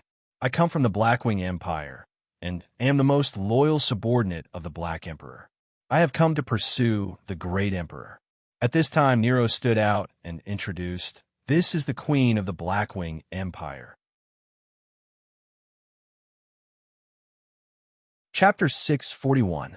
In Nero's eyes, demons were extreme creatures filled with the desire to destroy and slaughter. Asliers' every move was unpredictable, so he needed to immediately show his relationship with the Black Wing King to make the abyssal sovereign wary. At the same time, Nero was also prepared for battle. If Asliers attacked, he would try to escape with the queen. Fortunately, the worst-case scenario that the demon hound expected did not happen. "Queen." After hearing this word, Asliers thought for a while and understood the meaning behind it. He stared at Luna for a while and suddenly laughed out loud. "You are the Black Dragon's mate? How laughable. A guy like Caesar actually found a weak and insignificant little elf as his mate. Ha! No wonder Odin looks like that. Odin is clearly very good-looking." Luna argued. She had always been very satisfied with Huilong. The abyssal sovereign's mockery was unreasonable. "Umph, the eyes of mortals." Asliers spat out 2 streams of flames from his nose. "Odin was born with an incomparable bloodline, but she does not have a strong body. She does not have any organs that are truly offensive and has no talent for battle. Even if her ultimate strength is stronger than the demon hound beside you, if it really comes down to a life-and-death battle, the demon hound has the highest chance of surviving. These weaknesses are all inherited from her mother." The Balrog sovereign shook his head, looking as if he felt sorry for Odin. "She should have been a warrior like the Black Dragon, or even stronger than the Black Dragon. But if the little dragon is a warrior more powerful than Caesar, I don't think Caesar will be happy." Luna whispered, somewhat unsure. "He wants to protect us, so he worked so hard and created such a large empire. He would not be willing to let the Hui Long face all the hardships and dangers he had experienced before. If the little dragon is really stronger than Caesar one day, when she stands in front of Caesar, Caesar will be very sad. Asliers frowned. The little fellow's words exceeded the limits of his understanding. As a powerful sovereign of the abyss, he had never considered a problem in such a way. After a pause, he said, "You are wrong about the black dragon, little fellow. That bastard Caesar is not as kind as you think. If it is as you say, why would he throw Odin to the front lines? I heard that Odin and the Daybreak Legion of the Empire, where the sun never sets for many years. She has been on the battlefield every day and suffered countless injuries." Asliers changed the topic. "That is just training and nurturing." Luna shook her head. "Caesar said the same thing to me and the Hui Long. The little dragon has his hardest and most precious scales. If she is in danger, he can appear beside her in an instant." Asliers did not want to talk about this anymore, because no matter what the problem was, the little elf had a self-justifying explanation. He realized that arguing with words was indeed not his area of expertise. In this aspect, he could not win against a weak and powerless elf. But other than that, what else could he do? This elf was Caesar's partner. If he killed her, the black dragon would probably go crazy, right?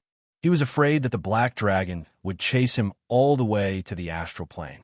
Although he had become a lot stronger now, the black dragon was like a monster that could subdue him. After waking up, he would always be stronger than the black dragon. Every time he wanted to get back at it, "Mr. Fire?" Luna reminded him. Asliers had not answered for a long time and had been in a daze. It seemed that this Abyss Demon King was not as scary as the legend said. Although he liked to roar and was a little slow, he was generally quite easy to get along with. Luna thought to herself that she would try to draw him better in the elegy card next time. He could not be as ugly as before. Asliers came back to his senses. He realized that he could not do anything to this little elf. He could only let her stand in front of an Abyss Demon King and say stupid things. It was simply depressing. Nero said that Caesar is sleeping downstairs. "Can I go take a look?" Luna asked. The Fire Demon King subconsciously wanted to refuse.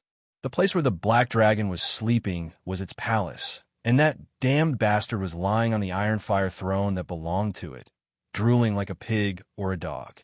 It would be too ridiculous if other people found out that even its nest was occupied by other creatures as the king of the abyss. But if he refused, this little thing would not cry, right? Asliers looked at Luna, who was full of expectation. After thinking for a while, he finally agreed. This little thing looked stupid and stupid. Even the black dragon could fool her. She probably would not discover those details. As for this silent demon dog, Asliers could beat it until it did not dare to speak. Luna, who got the Abyss Demon King's agreement, was very happy. This meant that the rest of the journey would be smooth. Although she had always been optimistic, she did not expect that this trip to the Black Rock Mountain would be smoother than she had imagined. In this way, Luna felt that this silly Abyss Demon King was very easy to get along with. If she came again, she would definitely prepare a gift for it. "Hey, I'm asking you a question, little thing." Aslier's voice was like thunder, rumbling in her ears.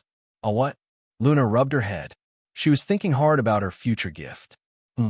I'll just collect some flammable wood. The Abyss Demon King is such a big fire, he would definitely like to burn." I said, "Why did Caesar choose you as his mate? How did you know each other?" Asliers asked casually. About that, Luna thought for a moment. Although a long time had passed, her memory was very clear. We were still very young at that time.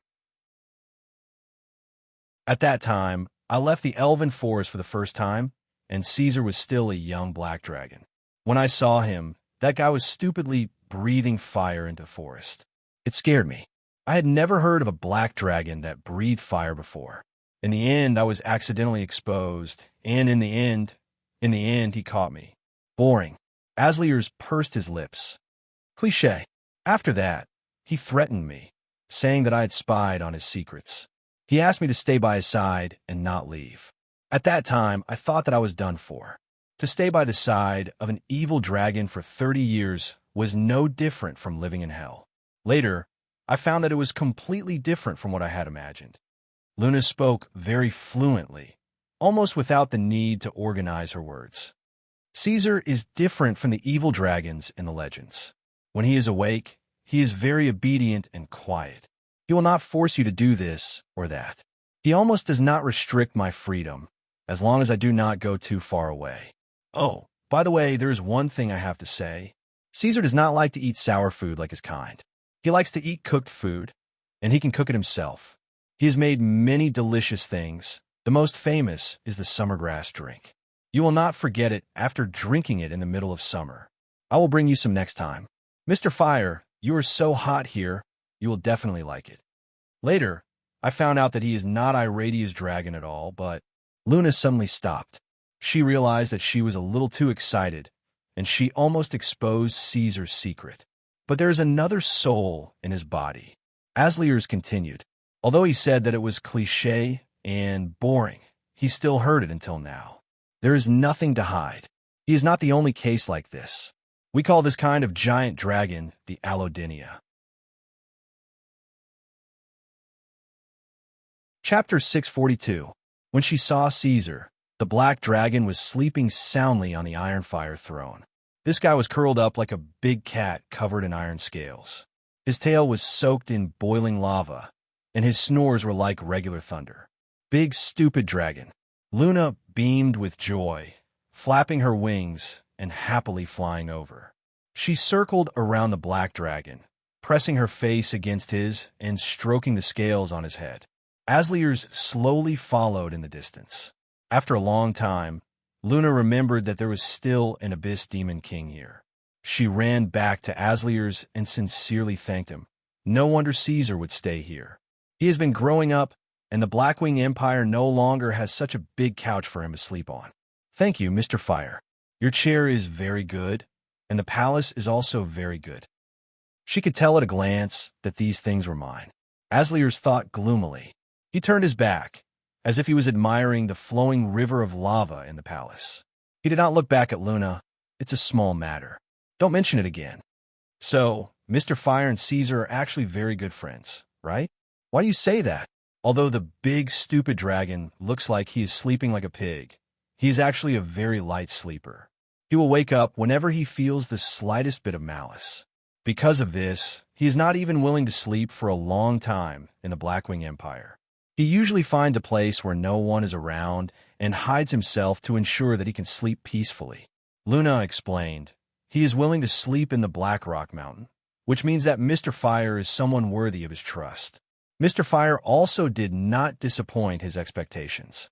The big stupid dragon has slept for so long without being awakened, which means that there is no malice in the surroundings. Those demons have all been driven to the surface by Mr. Fire. You are very wrong, little elf.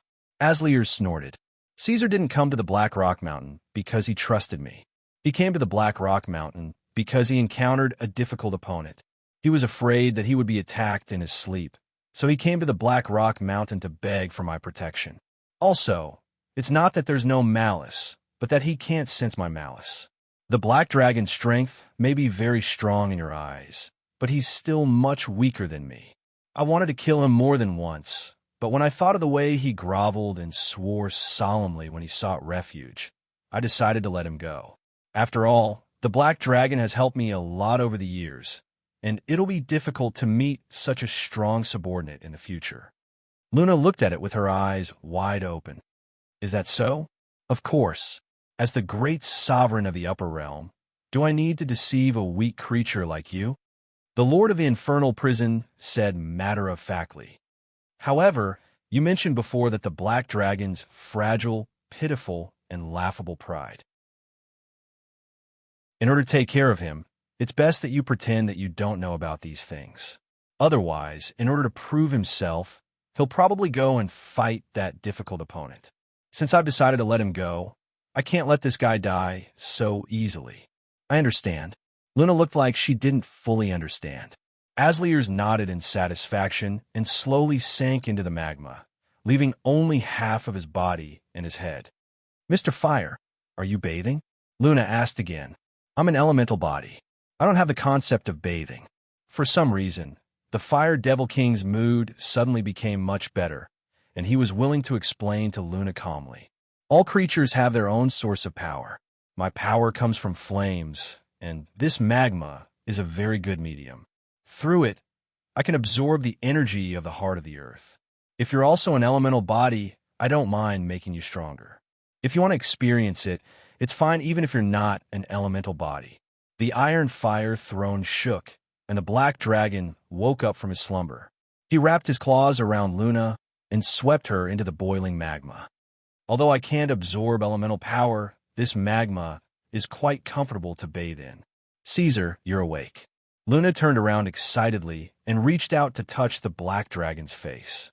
She didn't really come into contact with the magma, but was instead wrapped in a layer of light purple psionic energy. She could only feel a little warmth. Damn it, Black Dragon, I've already emphasized many times that this is the river of the first flame. It's the link I use to connect to the heart of the earth, not a bathtub you use to bathe in. Asliers was furious. The Black Dragon's face was drowsy, as if he had just woken up. He said lazily, "It doesn't matter if I take a bath. Why don't you go die?" Asliers roared again. Even Luna stood on the Flame Demon King's side this time. "Caesar, we can't do this. Mr. Flame reluctantly let you stay in the Black Rock Mountain because you've done so much for him. He even protected you for so long. You haven't thanked him yet. Is that so?" Caesar glanced at Asliers. He could roughly guess what this guy had said in front of Luna. After waking up, I should thank him immediately. The Flame Demon King didn't say anything and sank into the magma pool. Luna felt that today was a beautiful day. She had successfully met Caesar and made a new friend. Coincidentally, Caesar had also just woken up. Everything was going according to her wishes. The only bad thing was that they had only chatted for a while before Caesar and Mr. Flame's conversation shifted to a topic she couldn't understand. They were discussing topics such as worm-eroded passage and notorious. Seeing that they were going to keep talking like this, Luna hurriedly changed the topic back to the topic and begged Caesar and this new friend to play with her. "Are you kidding me? I'm the great sovereign of the upper world. Destruction is one of the meanings of my existence. This card game that operates under a certain set of rules is simple and laughable to me. There's no fun in it at all. Moreover, I'm absorbing the elemental energy of the heart of the earth. Do you think I have time to play stupid games with you?" Asliers' face was full of disdain. "I don't have time to play games with you." Luna raised her hand enthusiastically. This is a classic line from one of the characters in my deck. Mr. Flame's line in the game seems to be even more classic. It's, "Oh no, I can't remember it for a while. Let the flames purify everything." Caesar reminded. "That's right. Let the flames purify everything." I remember that it was the 3rd or 4th edition. Every time the character appeared, I couldn't help but shout along. "Caesar, you're not allowed to use the priest and warrior class. It's too annoying." Mr. Flame, isn't your deck the 3rd edition theme limited edition that Caesar took away before? I haven't seen it since then. And you said you didn't like to play it. Later, Asliers recalled that day and felt that it was a terrible day. He, the Black Dragon, and the Wisp did not do anything meaningful. They sat in the magma pool and played cards for the whole day. The loser acted as the judge while the winner continued. Soft light and warm fire floated in the palace. The Black Dragon took out a lot of food out of nowhere. It tasted like chewing wax. The Wisp was noisy. Every time she played a card, she had to shout the same line as the character. She was forced to tell many jokes that happened in the abyss. This kind of life was stupid and boring. Chapter 643. After waking up, Caesar did not care about the bloody war. Instead, he stayed in the Blackwing Palace to accompany Luna for a long time, enjoying a period of peace and leisure. It was not until a month later that he left the palace when the Lord of the Infernal Prison visited. "Black Dragon, you don't have much time left." This was the first sentence that Asliers said. "How could that be? Did you foresee my death?" Caesar replied casually. He was in a good mood. Peaceful and comfortable days always made people happy. The Black Dragon's body had grown to more than 200 meters after his hibernation. Although he saw the deep and strange monster again in his sleep, the battle this time was very easy and smooth. There were no scars on his body. Only the eyeball under his right eye was still there. Listen to me carefully, Black Dragon. Aslier's voice was serious. After absorbing Kuntuta's virtual divinity, not only did my strength increase, but my vision also became more profound. I saw something that happened on the battlefield.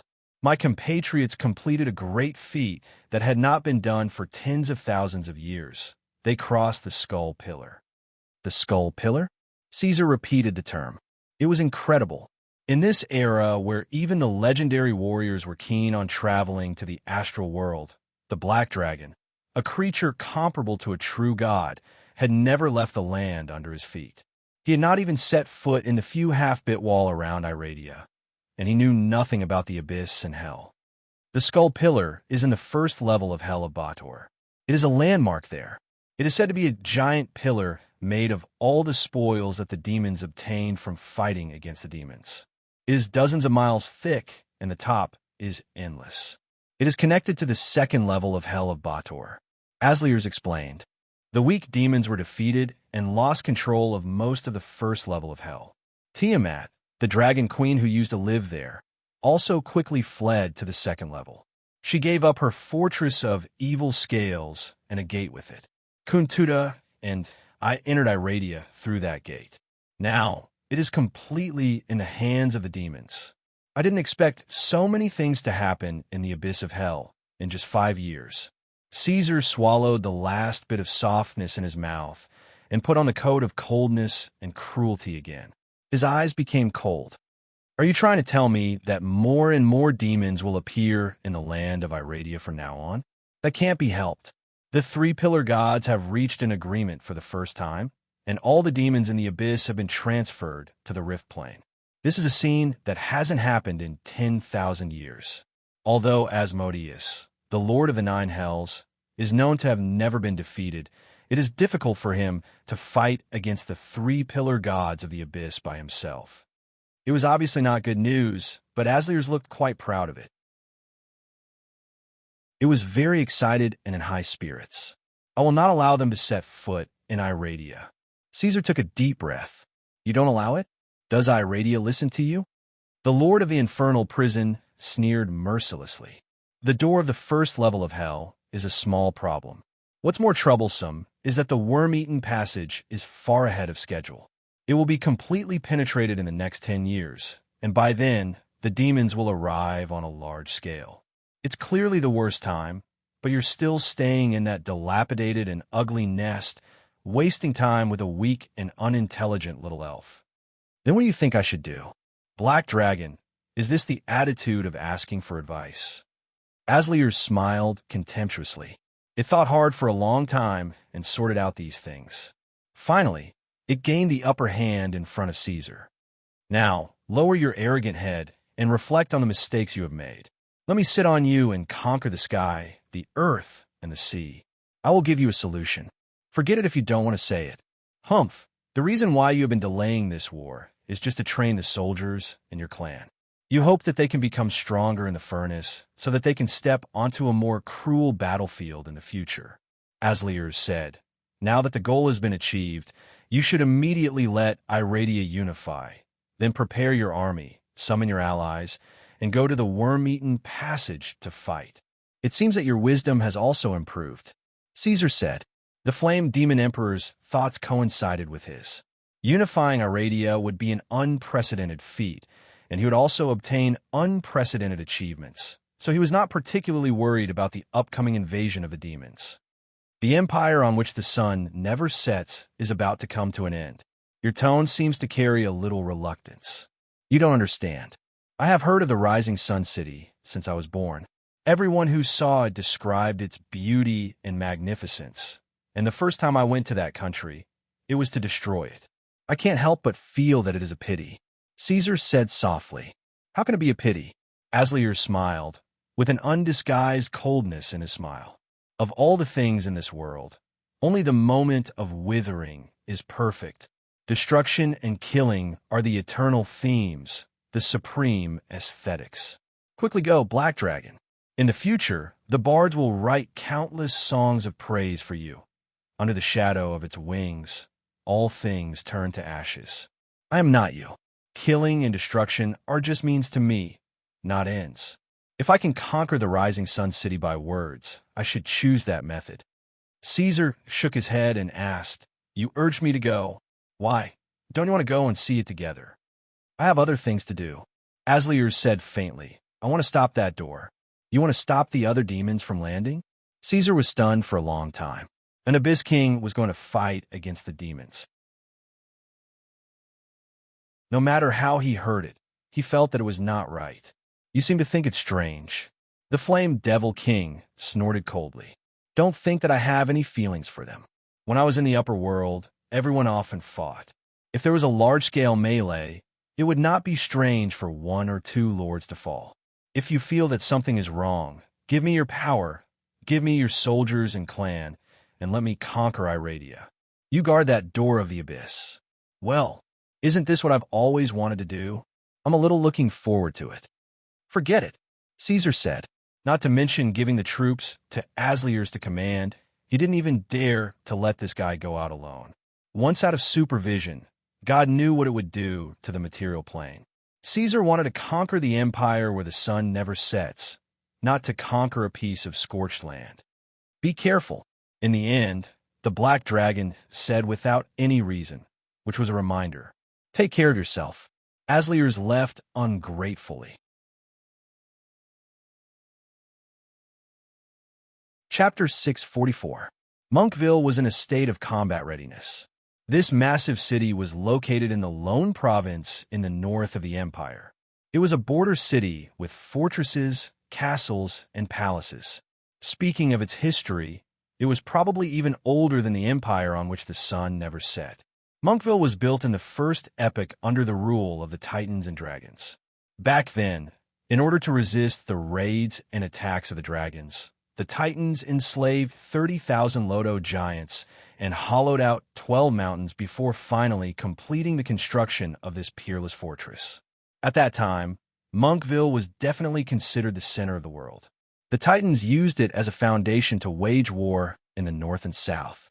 They fought more than 10 wars with the ancestral Red Dragon, Last Flame, in the south and the Akatosh Blue Dragon family in the north, constantly expanding their territory. Finally, at the end of the first epoch, they established the Titan Empire that spanned across the river, the swamps, and the northern plains. Its territory was even larger than the present-day Blackwing and the empire on which the sun never set.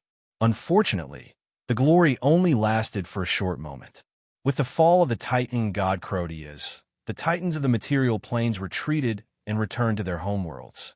Thus, the creatures of the various planes woke up one day and were surprised to find that the rulers of the world had disappeared without a trace overnight, just as suddenly as they had descended. Many astral wise men mocked the Titans for being a race whose brains were filled with power. They did not understand how important it was to control the material planes. They did not know how to judge the situation. Even if the main god fell, they could rely on the faith and worship drawn from the material planes to give birth to a new god. But to the Titans, they had been here and conquered. That was enough. They were born to be conquerors and not rulers. A land without war was meaningless to the Titans. They were eager to return to their homeworlds to brew new flames of war, to seek revenge against the gods who had killed the Titan god. After the Titan left, Iradia entered the second era. That was undoubtedly an era of blooming flowers. Humans, ancient orcs, elves, dwarves, and even the sea folk emerged one after another. They got rid of their status as slaves and established countries of various sizes, madly fighting for the inheritance left behind by the Titan. First, they joined hands and exterminated the Lodo giants who had some Titan blood in them. Then, they fell into conflict and opposition caused by racial issues. At that time, Iradia was also very exciting. The kingdoms fought against each other and cooperated with each other. Today's allies could be tomorrow's enemies. The major races took turns to play the role of the main characters of the continent. After 400 years of turmoil and disputes, the weak were finally eliminated one by one. Only two of the strongest stood out in the arena, occupying the two ends of the world: the empire where the sun never sets in the south, and the Orc alliance in the north. In the middle of the Second Era, the Orc Scarron used his tyrannical strength and will to complete the unification of the 17 tribes. He ruled the northern plains as the emperor and established the first Orc empire in history, the Scarron dynasty. He gathered the power of the entire Orc race to the peak. At the end of the Scarron dynasty, the ambitious new emperor took the initiative to launch an attack. He led a large number of troops to the south and blew the horn of war. The three famous racial wars in Iradia's history broke out with the humans. Other than the first victory, the other two wars ended in defeat for the Orcs. The last war even directly announced the destruction of the Scarron dynasty. There were two key turning points in that war, and one of them was the Battle of Monkville. The invincible Orc army had broken their swords and sabers here. The Scarron dynasty had lost nearly 150,000 soldiers, but they were still unable to take down the giant fortress. This solid barrier built by the Titans had become an insurmountable chasm. Monkville looked at the Orcs, who were like a swarm of ants, with an inviolable attitude, watching as they were defeated one by one under his feet. In the end, the defeated Orcs could only be shackled and exiled to various remote and desolate corners in the north. The human gods left a curse in the Orcs' bloodline, making them unable to possess power above the legend rank.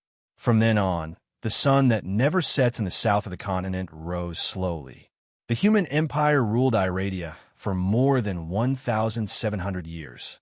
Now, everything from the ancient times had turned into bubbles. The glorious titans of the past were already far away, pushed to the edge of the universe together with their gods. The insufferably arrogant Scarron dynasty had also fallen apart, turning into countless poor and weak green-skinned Orc clans. Meanwhile, Monkville still stood in the middle of the mountains. The mottled city walls were filled with the marks of history. The countless corpses beneath his feet repeated the rise and fall of the dynasty over and over again. In the new era, Monkville also had new meaning. The Southerners now called it the Gate of God's Sigh. Even the gods could only sigh in front of it.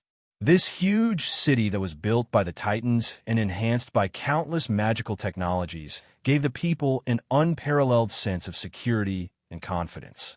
They generally believed that as long as it wasn't breached from the inside, no matter if it was a natural disaster, a tsunami, a stampede of beasts, or an army of the undead, they could easily keep it at bay. Looking down from the unreachable tower, the creeks and valleys in the distance were as sharp as if they were carved by knives and axes, as if they were wounds left behind by a giant god wielding a sharp weapon. In the shadows of the corners of the tower, demons appeared silently. The person looking down stared at the creeks. They said that General Mayheal, who was favored by the goddess of wisdom, stood here and watched the Orc army under his feet fall down one by one. The failure of Hygien was not the general's responsibility, the demon said softly. The weakness of the people of Hygien was well known. They lacked glory and faith in their bones, so they couldn't resist the Blackwing clan. Moreover, Kun even received reinforcements from Odin in the end. Even so, I have to admit that I misjudged Khan's power and made a serious mistake. Stet turned his head. There was a huge scar on his face, extending from his forehead to the corner of his mouth. This was the scar left by the Black Death Khan as a medal of failure. I didn't expect the Tangerine family to have such a powerful dragon. It's very similar to the legendary Black Emperor. Not at all. Khan's power came from our gift, the demon said. There's also a demon monarch, Asliers, the king of flames on the 606th floor of the abyss. As far as I know, you are Khan's traitor, Barkley. You gave your power to my enemy and helped it defeat me and trample the countries of Hygien under its feet. Stet's voice turned cold. I'm very surprised. Why do you still dare to appear in front of me? The demon squatted in the corner, showing his sharp fangs and a magnanimous expression. Don't look at me with such a hateful gaze. I'm just a merchant selling goods. There's no camp to speak of. I can trade with Khan, and of course, I can trade with you. What makes you think I'll trade with you? Of course you will. Otherwise, I wouldn't be here. The demon, named Barkley, chuckled. Perhaps in the future, Monkville will become the greatest shield against Blackwing's invasion. But as of now, its function is only to act as the transportation hub for the front lines. Before General Lyon's Dawn Legion is defeated, there's no war to fight here. This isn't what you want, Stet. You desire battle, you desire glory. You want to be the most powerful person in the Empire where the sun never sets. You must perform well in this war, and use your glory to overshadow lions and rammels. No wonder the demons can always get souls so easily. When it comes to the control of people's hearts, no race can compare to you. Stet sighed. What can you do? Power, army, wisdom. As long as you can pay the price, we can give you everything you want. I want to kill the Black Emperor with my own hands. Can I do that? It's not impossible to kill the Black Emperor, but the price of inviting the Master of Nine Hells to appear is not something you can bear. No one in this material plane can bear it. The demon bowed slightly as a greeting, as familiar as a merchant introducing goods. We've examined your bargaining chips. The best choice now is for you to pay half of your soul and personality. We'll raise your power to the point where you can assassinate Khan single-handedly. Kill that dragon, take back Hijian County, and your shame will be swept away. Emperor Enrahil will once again transfer you to the front lines. Stet frowned and thought for a while. Just as he was about to speak, he suddenly felt the sky darken. Then, he heard a deafening sound.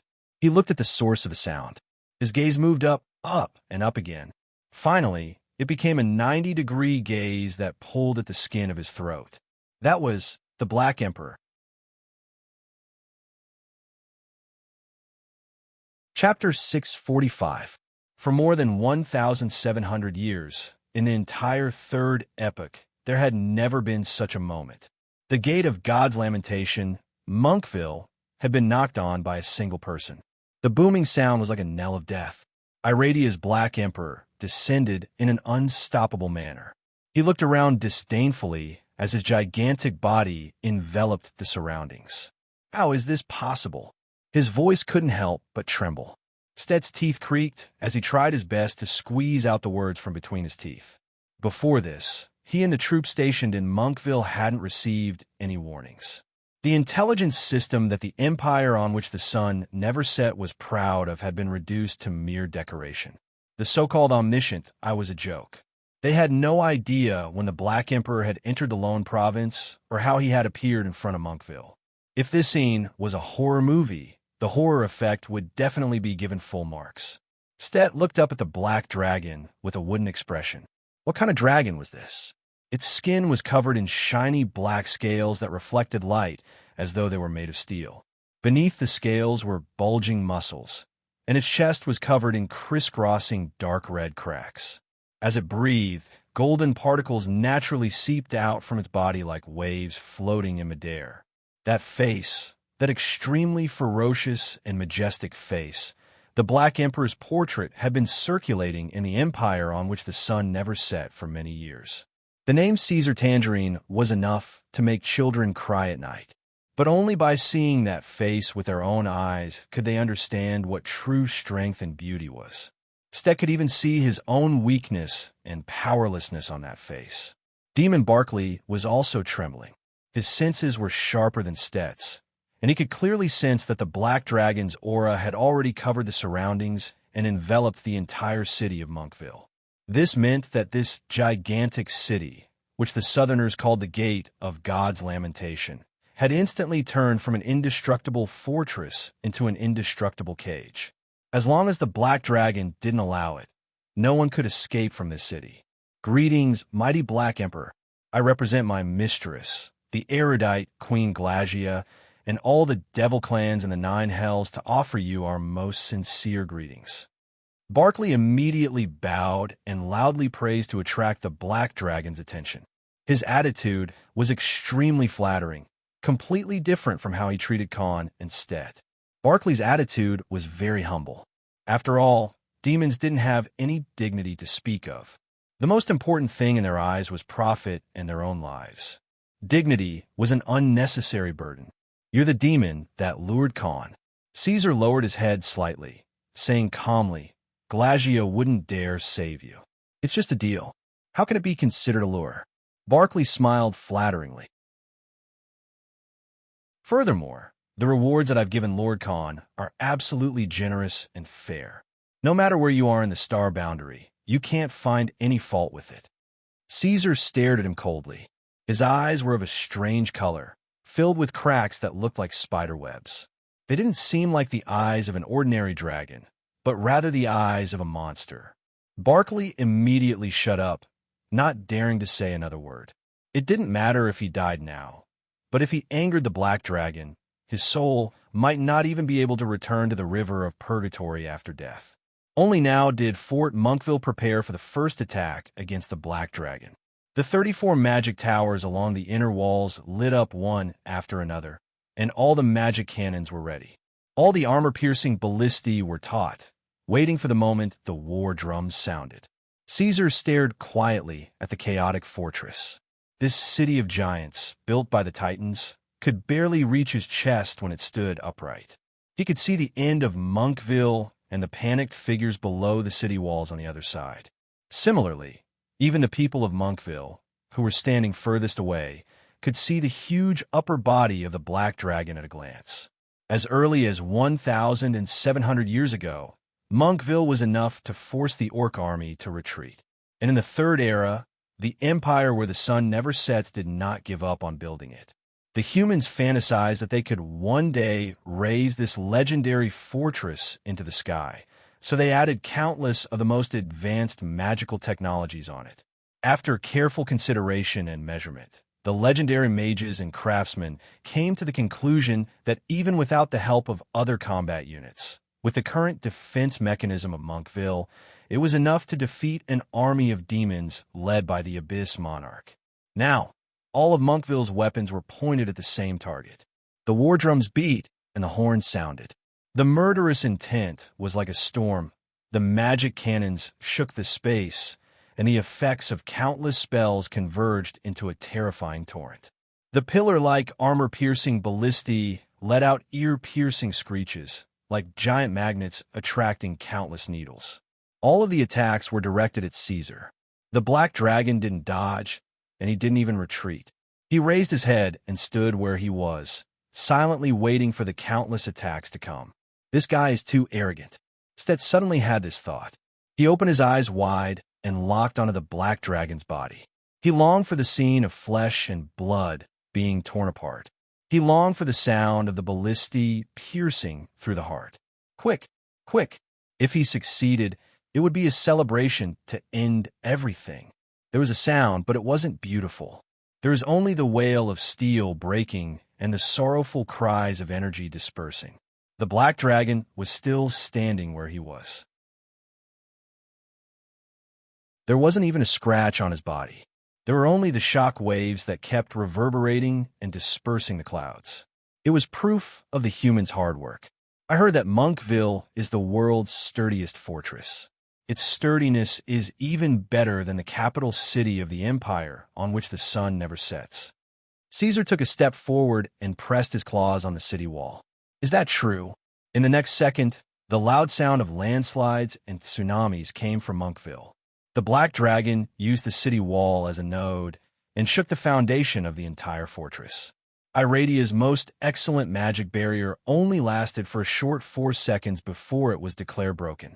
Countless towers and fortresses collapsed, and dense cracks appeared on the city wall, which had thousands of years of history. In the black dragon's giant claws, rocks flew everywhere and dust flew everywhere.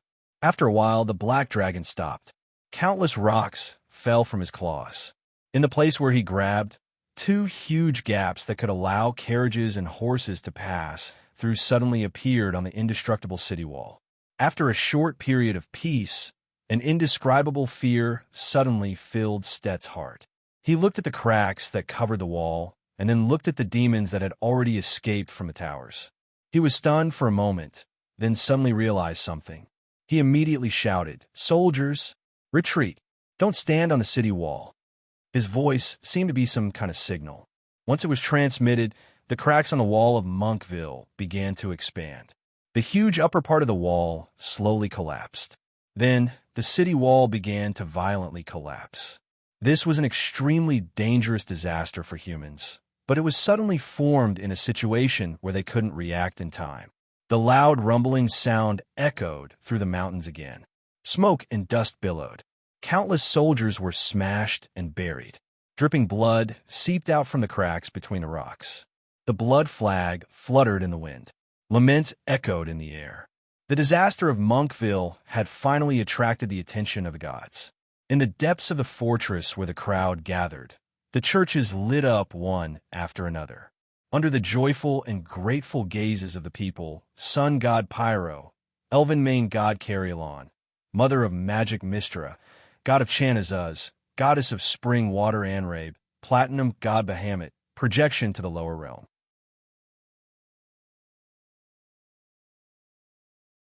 Chapter 646. Caesar was very calm. There was no surprise or fear in his eyes. Monkville had a very deep historical meaning and a very important strategic position. In the hearts of the people of Iradia, it was like a giant pillar and lighthouse, so they could not let this fortress fall easily.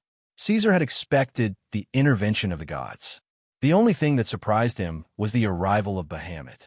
Back when Blackwing was confronting the empire on which the sun never sets, the king of good dragons had announced his withdrawal from the war and ordered all the metal dragons to leave Iradia to seek refuge. But today, this dragon god had appeared again and stood with the human god system, blocking Caesar. Bahamut, king of good dragons. Caesar ignored the human gods who had come together and stared at the platinum dragon god. This war has nothing to do with the metal dragons. In the past, I have formed a precious friendship with the metal dragons. I don't want this fragile friendship to be broken. Your glorious past has won my respect, and I don't want this respect to disappear in blood and fire. These words were very sincere. Although Bahamut's way of doing things was the opposite of the fierce and domineering Caesar, this did not prevent the platinum dragon god from winning Caesar's respect. Even the most sinister and vicious dragon could not criticize the shortcomings of the king of good dragons. Because of this, even if Bahamut had joined hands with the human gods, the black dragon was still willing to show goodwill and wait for the platinum dragon god to express his intentions. I have no intention of fighting with you, excellent descendant of Tiamat. The platinum dragon god's voice was deep and gentle, without the majesty of a deity. Instead, it sounded even more amiable, like an elderly relative who was earnestly whispering, "But war means slaughter and bloodshed. The living beings of Eladia should not suffer such suffering. This is not what I want to see." Caesar shook his head. If the empire on which the sun never sets is unwilling to surrender, then war is inevitable. The empire on which the sun never sets has a population of tens of millions. Not everyone wants to fight with you. Many people cannot disobey the orders of the powerful and are forced to be involved in the war, forced to move forward by the torrent. This is the fault of the ruler of the empire on which the sun never sets, not mine. However, I understand what you mean, Platinum Dragon God. Caesar enunciated each word clearly. I will give orders to my family. Whether it is this city or everyone in the empire where the sun never sets, I will give them the right to choose and the right to live. Blackwing will accept captives and treat civilians well. Only those who resist will be eliminated.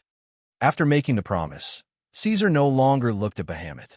He looked past the platinum dragon god at the human god behind him.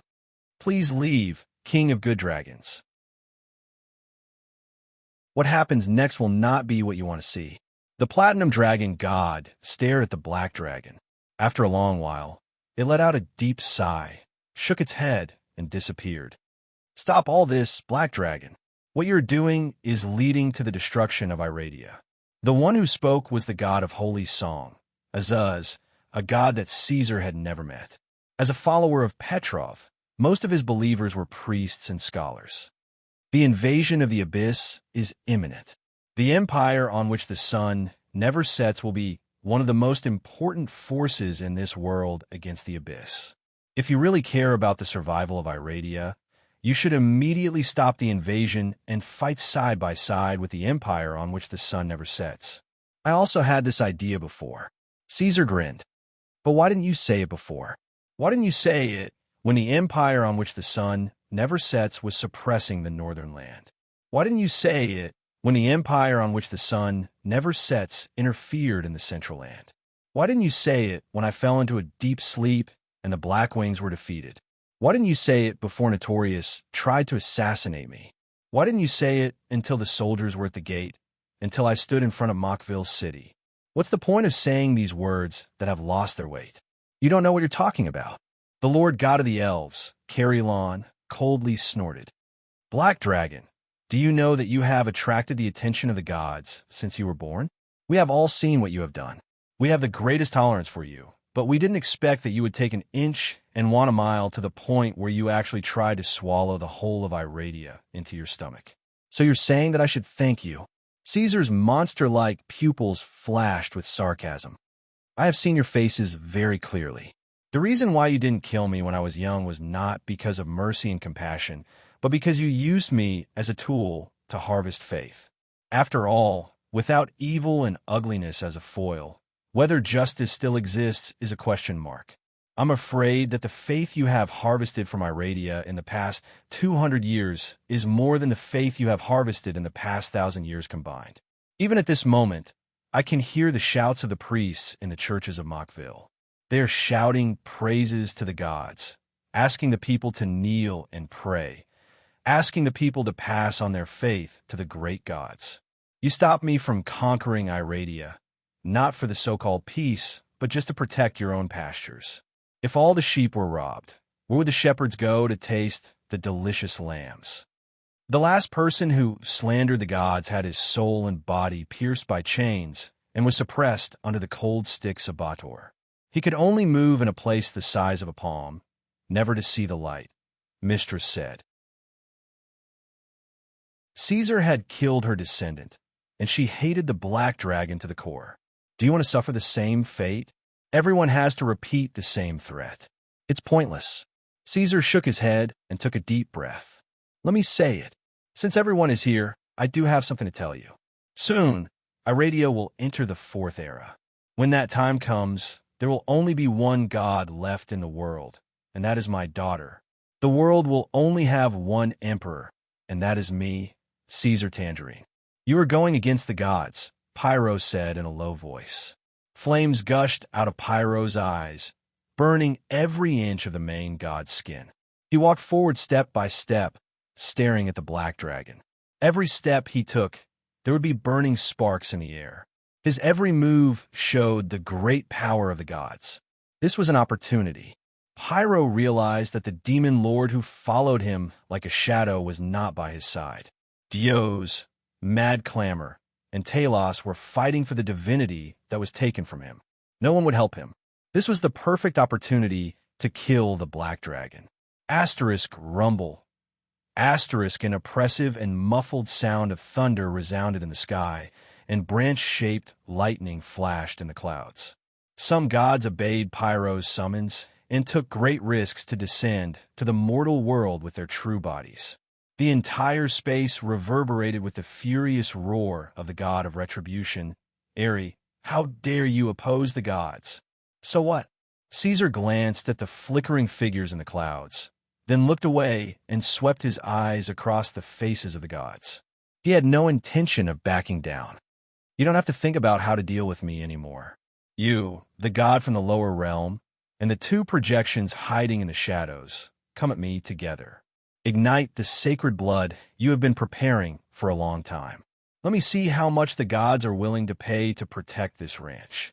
I will crush you all. The Black Dragon raised his head, spread his wings, and let out a deafening roar. I will crush all of you.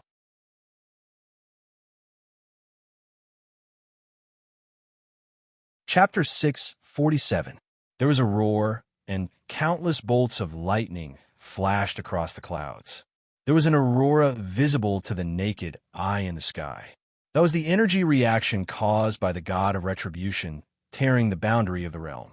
Ares stood at the gap of the dark clouds, holding the sword of judgment surrounded by electric arcs. His gaze was colder than a snowy mountain. A long time ago, the gods had been planning an operation against Black Dragon. After discovering that he had entered Monkville alone, everyone realized that this was an opportunity. So after a simple communication, they immediately descended and prepared to kill him. They had a clear division of labor.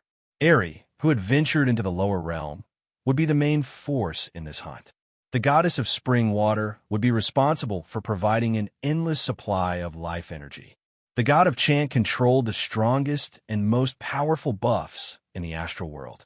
The mother of magic would play with the chains of death, and Petrov and Carillon would be the ones to end everything. This was not a sudden decision, but a murder that had been planned for a long time. Caesar was well aware of all of this. If a battle were to break out, he would not be facing a single person or a single god. Instead, he would be facing three main gods and a group of follower gods. This was something that had never happened before in Eladia. Even in the astral plane, such a thing would only happen once every 10,000 years. However, Caesar was still unwilling to take even half a step back. Conquering Eladia meant seizing the ranch of the gods.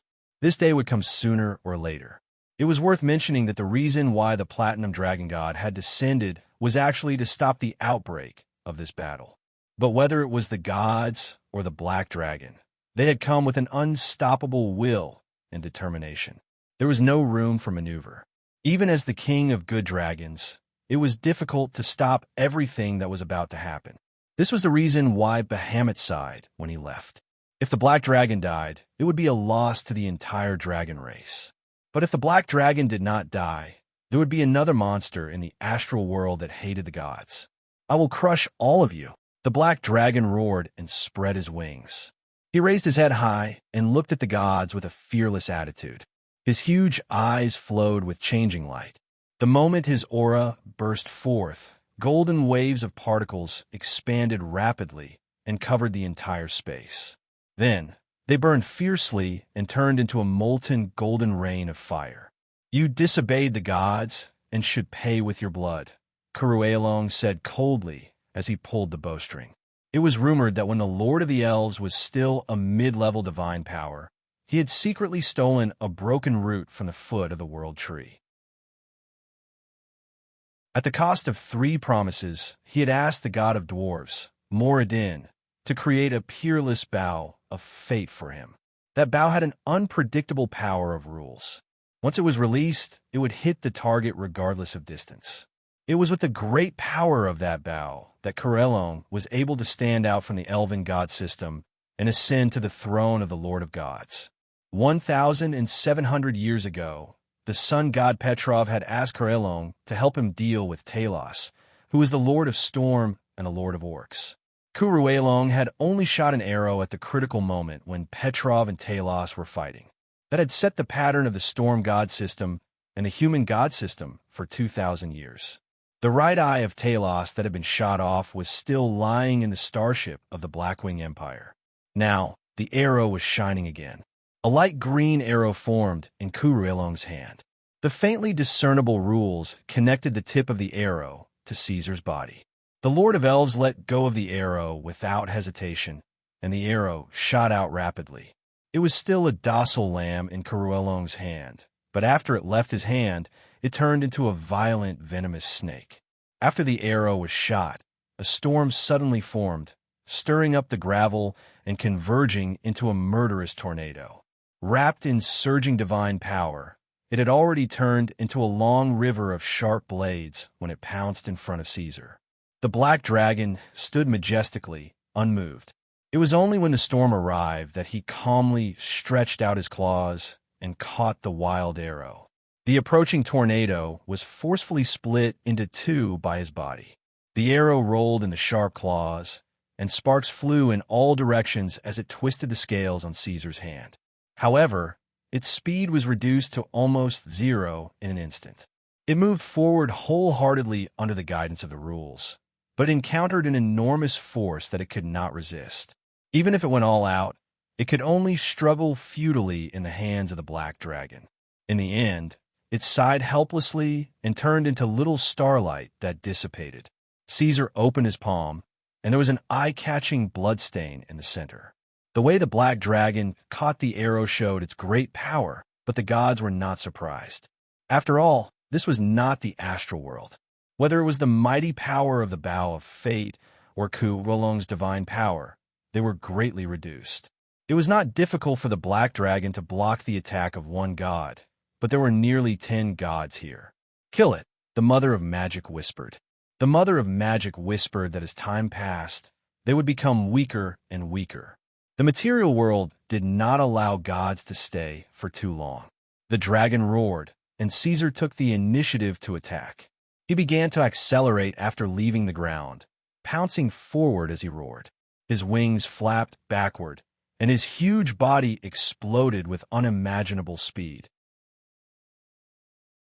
A huge sound cone appeared behind him, and the air was suppressed to the limit.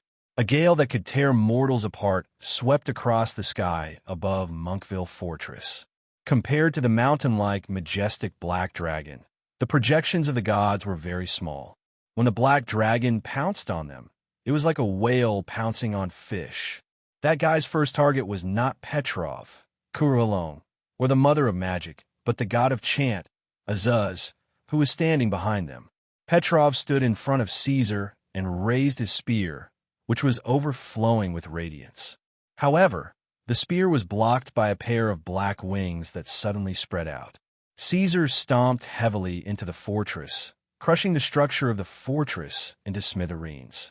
The moment cracks formed on the surface of the ground, Caesar had already torn apart the wall constructed by the Mother of Magic. His long tail swept away 2 unknown follower gods, while his giant claws clawed towards the god of chant. Thunder exploded behind him, and the god of retribution descended. With the body of a god, he collided with Caesar's body, pushing the huge black dragon back. Under the dragon's wings, the indestructible sword of judgment stabbed into the black dragon's strong right limb. When it was pulled out, blood gushed out like a fountain. "Your opponent is me." Ares' cold voice sounded. As a god who came down with his true body, he was currently the strongest among the gods. Is this the true power of a god? Caesar stopped his body from leaning back, and his overlapping voice echoed in the space. "It's a little stronger than I thought. You have never seen a true god, so you are arrogant." Ares flashed in front of him and aimed at the black dragon's neck.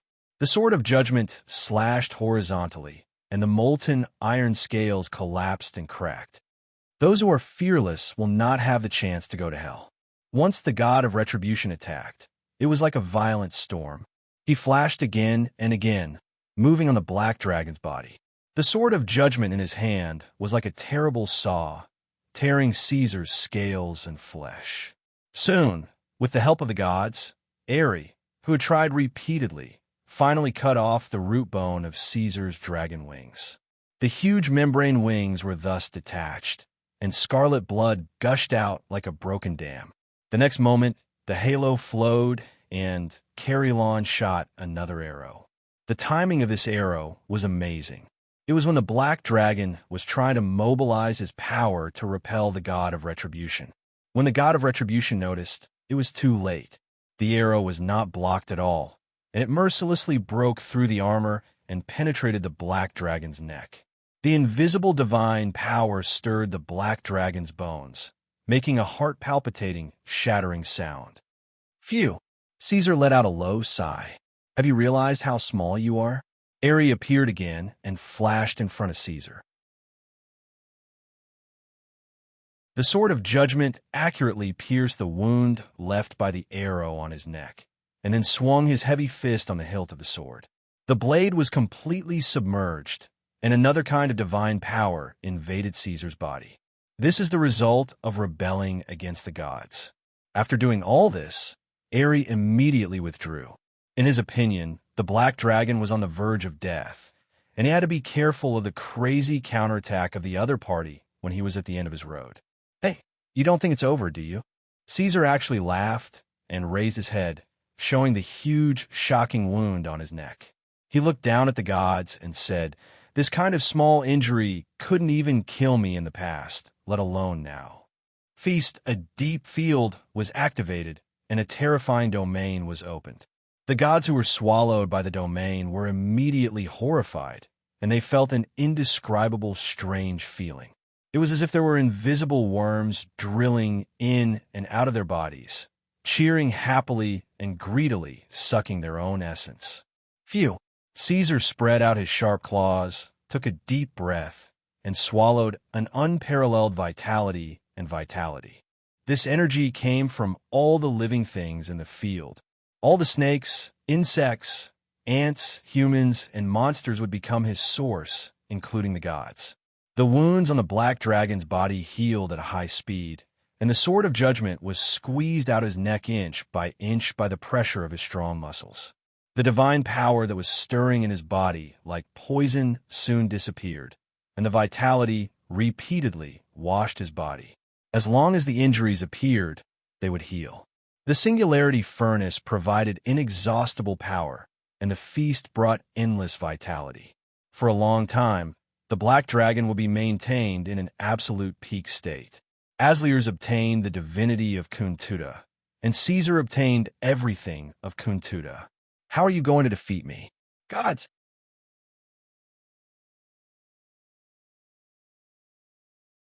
Chapter 648. Something terrifying was happening in the astral realm, where mortals couldn't see. Outside the world of Aladia, the void shattered into pieces like a mirror that had been chiseled through. Vast divine power reverberated in the deep and dark space. 3 figures shrouded in blazing light shuttled through space, descending with a sacred and inviolable aura, dispersing all the wandering astral creatures in the vicinity. They were the gods of the human pantheon: Urk, the god of oath; Baya, the god of loyalty; and Vani, the god of truth and justice. As the battle in the material plane reached its climax, Pyro had no choice but to summon his subordinate gods again. The 3 mid-tier gods came with the mission of slaying evil, and they stopped outside the Iradia world. They were going to follow the example of the god of retribution and break through the realm barrier to kill the black dragon. "Oh, do you think I don't exist?" A thunderous voice reverberated outside the Iradia world, and Kuingu Jios swam over lazily. This guy's true body was extremely massive, and he looked like a river of lava as he swam through space, obscuring the faint light emanating from the astral realm. "One of you already went down, and now you're back. Pyro, if you can't beat me, then don't fight me. I can't tolerate such bullying. Punishing evil and promoting good is the mission of the gods. We have to destroy the evil in the material plane." A firm voice sounded from within the ball of light. The god of truth and justice confronted the red dragon. "Crimson Calamity, this has nothing to do with you. You think you can gang up on me just because I'm labeled as evil? You ganged up on the black dragon this time. So are you going to gang up on me next time?" Dios harumphed. "I can't be bothered with you. Piss off." The 3 mid-tier gods fell silent.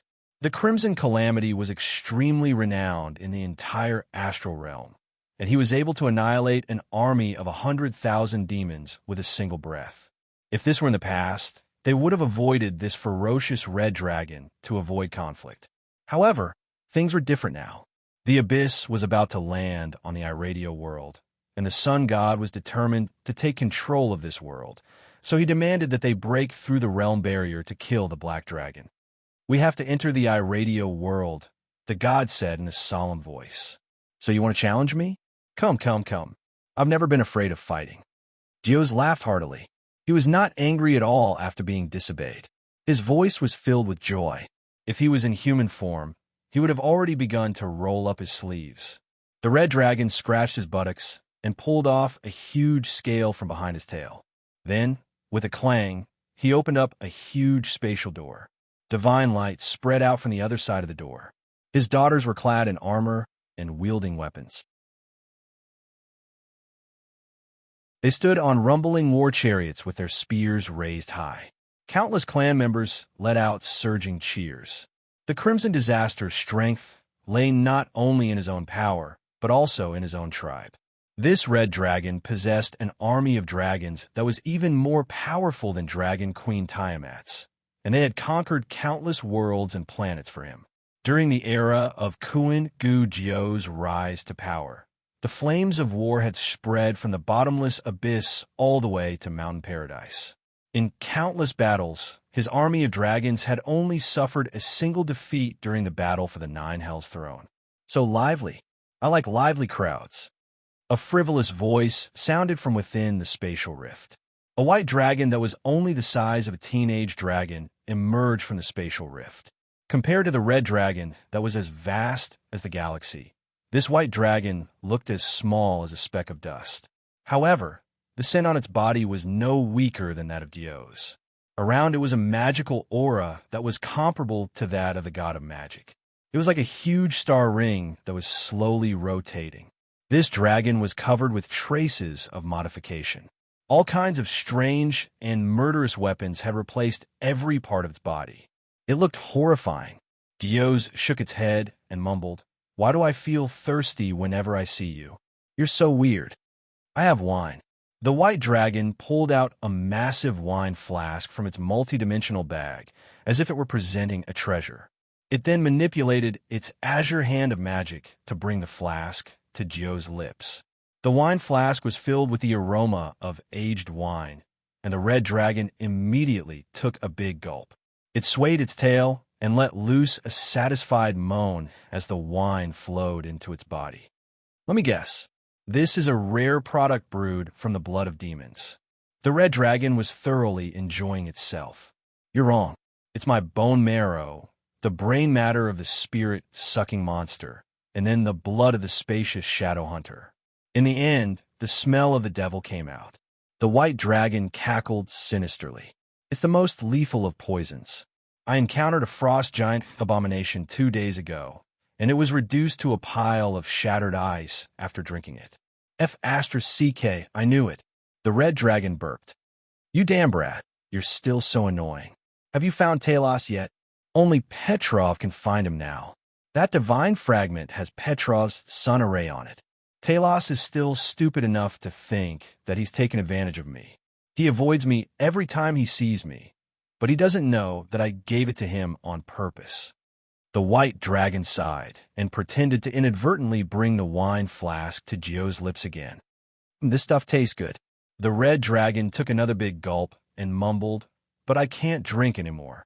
Crimson disaster, mad clamor, we respect your power, but this plan to eliminate evil is a joint decision of the three main gods.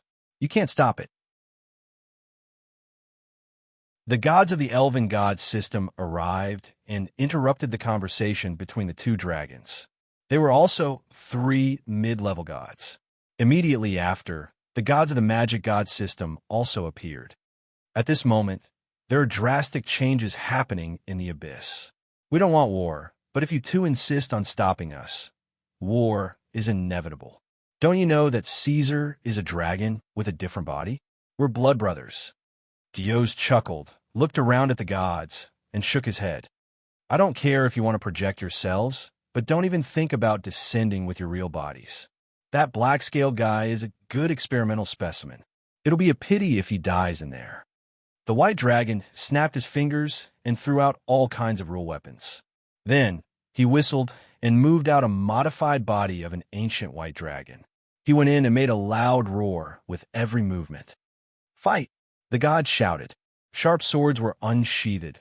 Hunting bows were strung. Spells were condensed under the mighty divine power, and the breath of a giant dragon was ready to be released. A confrontation of this level could see blood in an instant, and gods would fall.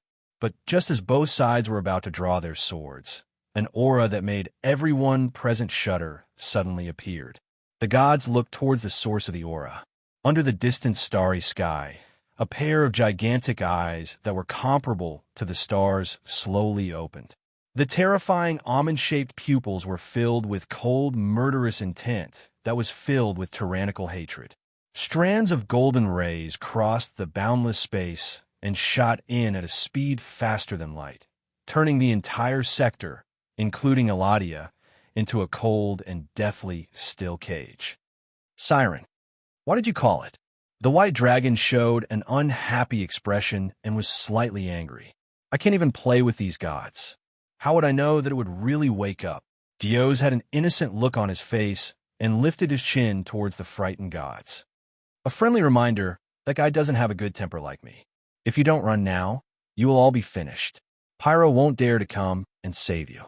However, the fatal golden lines had locked the entire star zone, and the gods had nowhere to run.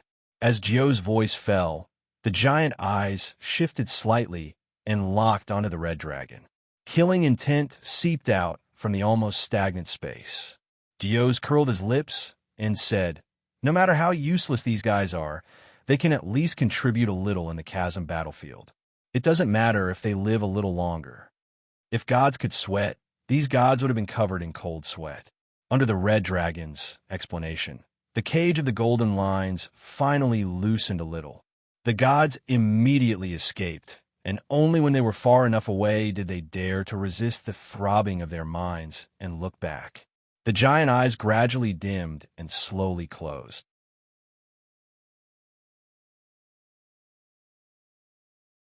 Chapter 649. More than a dozen gods surrounded the giant dragon and fought fiercely. Light, divine spells, chains of order, and the power of punishment covered the giant monster. The Black Emperor was bathed in pale, golden divine blood and roared fiercely. He attacked again and again, and the deep domain affected all the gods who tried to get close to him. Every bite and claw was extremely fatal. Petrov already knew what happened in the astral plane. The Crimson Disaster and Mad Clamor gave up fighting for the divine fragment and were determined to protect the Black Dragon. This surprised him, but the gods would not put all their eggs in one basket. This time, there were not only 3 gods who came to kill the Black Dragon, but there was also a 4th great divine power. The Lord of War, Kratos, had accepted the invitation of Carrie Lawn and the Mother of Magic. He cast his gaze at Eladia and expressed that if there were any changes in the situation, he would be willing to help open up a path of descent for the follower gods. But no one expected Zeron to appear. The last time this ancient abomination attacked was 2,000 years ago. At that time, it had turned the bottomless abyss upside down, killing from the 621st floor to the 809th floor. It coldly and ruthlessly harvested lives, scaring all the demon lords who were still alive into a cold underground cave, living in the deepest fear and living in a constant state of panic. In the end, the 3 pillar gods attacked together and fought a bloody battle with Zeron that lasted for a day before he was forced out of the abyss. Zeron was labeled as a great divine power in the list of gods because the highest divine power was only a great divine power. In fact, he represented the peak of power in the astral plane like the master of 9 hells.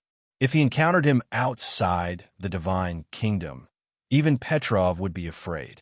So the moment he discovered the Death Omen star, the Lord of War simply did not show up. He threw all the promises made by the 3 gods to the back of his mind and gave up fighting for Iradia's faith. He withdrew from the vortex that was getting deeper and deeper. The operation of the gods this time will end in failure. Petrov looked at the giant black dragon and thought regretfully. Caesar's target was still the god of chant. The moment the spell exploded, he had already rushed towards the god of chant.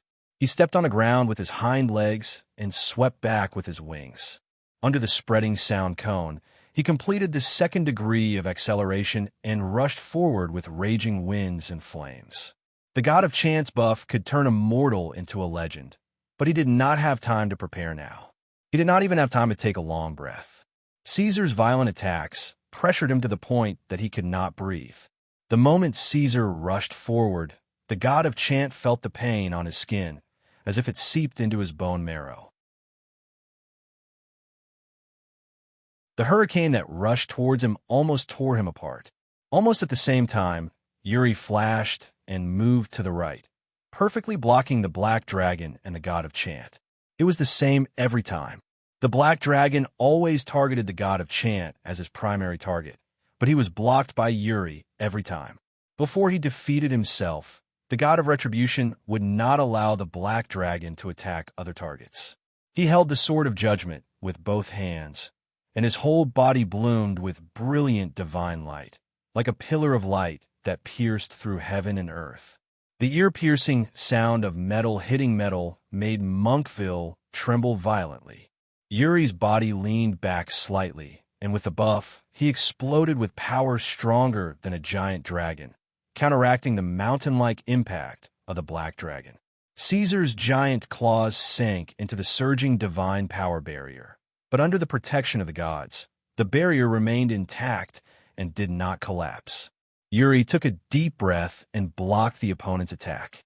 Now it was his turn to counterattack.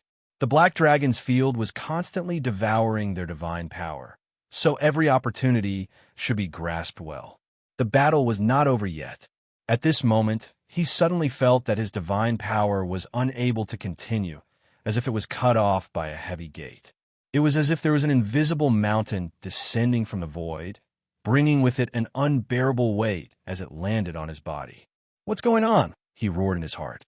Royal power, the psionic energy consumed by the command ability, was essentially spiritual willpower.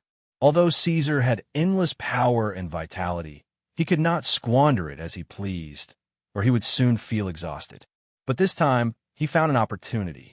Yuri looked at the flickering light on the divine power barrier, and his breathing quickened involuntarily. He knew that this was a critical moment, but he could not break free from the heavy quagmire for a while. In the next moment, Caesar had already grasped him in his hand. An irresistible force descended, and visible cracks appeared on the barrier silently. Yuri gradually felt the real pain, and if the barrier broke, he would be greeted by the Black Dragon's frenzied attacks. Everything was seen by the gods, and the Black Dragon finally changed his target. Perhaps his target from the beginning was the true god of the mortal world, and attacking the god of chant was just to make Yuri lower his guard. Fortunately, this was a siege and not a one-on-one battle. Under such circumstances, it was impossible for the Black Dragon to fully focus on killing a god first. Petrov, Carillon, and the Mother of Magic immediately acted, preparing to lend a helping hand to Aerie, who had fallen into a dangerous situation. Emperor, the Black Dragon had used this command once before, so the gods were already prepared and immediately stabilized the space they were in. But this time, the Black Dragon's target was not anyone else, but himself. The space was torn apart, and Caesar dragged Yuri into the chaotic turbulence, infinitely increasing the distance between them and the gods. Now, if the gods wanted to help, they had to use the dimensional anchor to locate Caesar's position, and then cross through the many dimensions to arrive, which would take at least 5 seconds. That was enough. The crack on Caesar's chest glowed crimson. The Singularity Furnace provided an extreme environment of ultra-high temperature and ultra-high pressure, forcing atomic nuclei to collide and produce fusion, releasing a huge amount of energy in milliseconds, and this energy was expressed in the form of breath. At this moment, only Corallin's arrow tore through the space, and Caesar took the brunt of the arrow's power and lowered his head slightly. Roar! The Black Dragon let out a deafening roar at the god in his hand, and an unparalleled heat and blazing light bloomed from his throat. The colorful ripples on the divine barrier only lasted for a moment before it was announced that it was broken. Yuri's divine body was first burned into a charred skeleton by the high heat, and then twisted into ashes by the huge energy. When the effect of the command dissipated, the spirit and will of the god of retribution had already disappeared, leaving only a divine spark wrapped in divine fire, which was the only trace of him left in the material world. For Iradia, the era of the gods is about to end. Caesar turned his head and looked down at Petrov, who had a complicated expression, and then swept his gaze across Corlon and Mother Magic's hateful faces. A terrifying breath only weakened his breath for a moment, and then he quickly returned to his peak state. This dead guy, the empire on which the sun never sets, and all of you, will become the firewood of the next era. Come on, gods, if you still have the courage to continue forward. The Black Dragon floated into the air, showing his power to the world. His huge wings spread out in the air, as if they were wings that covered the sky. Let the fire of the new era burn a little bigger.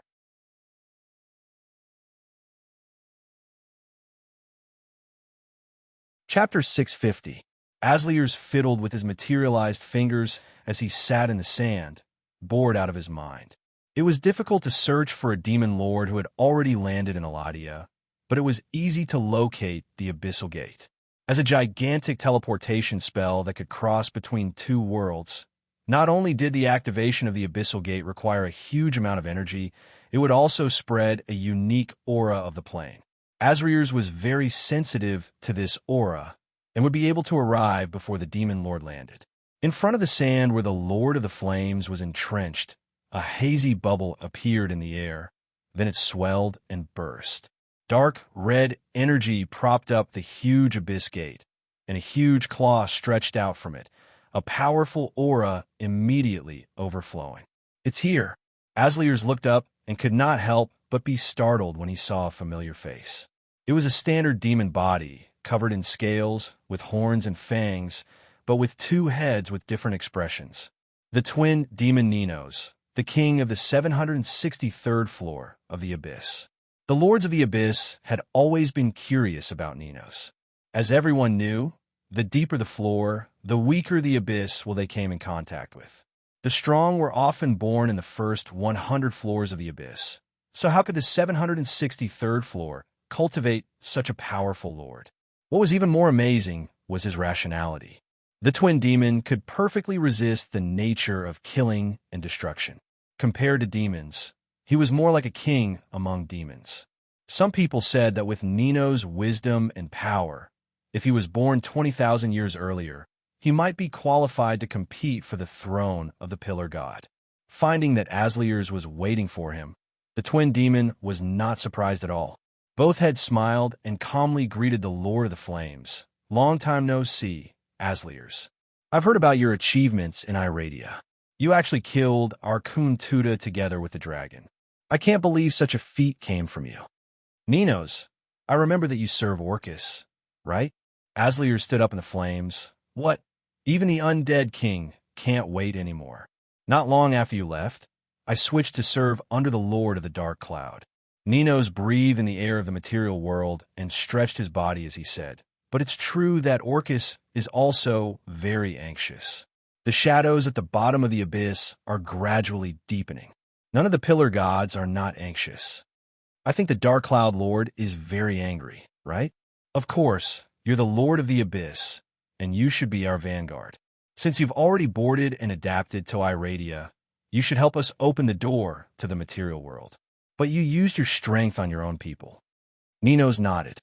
"Not just the Lord of the Dark Cloud, but for all demons, this is a very infuriating matter. How can there be our own people who bite each other all day long?" Aslier's shook his head. "Both of us have the blood of our own on our hands. In the Abyss, if you don't want to be killed, you have to kill others. I remember that before I left the Abyss, there were a few elemental lords who wanted to kill me. Times have changed. Ninos threw out a decree written in blood. This is the joint will of the three pillar gods, forbidding the demon lords from killing each other. Although everyone is very dissatisfied with this decree, due to the pressure of the pillar gods and the lower levels, they have no choice but to comply. If you have the desire to destroy, then go to hell to vent it.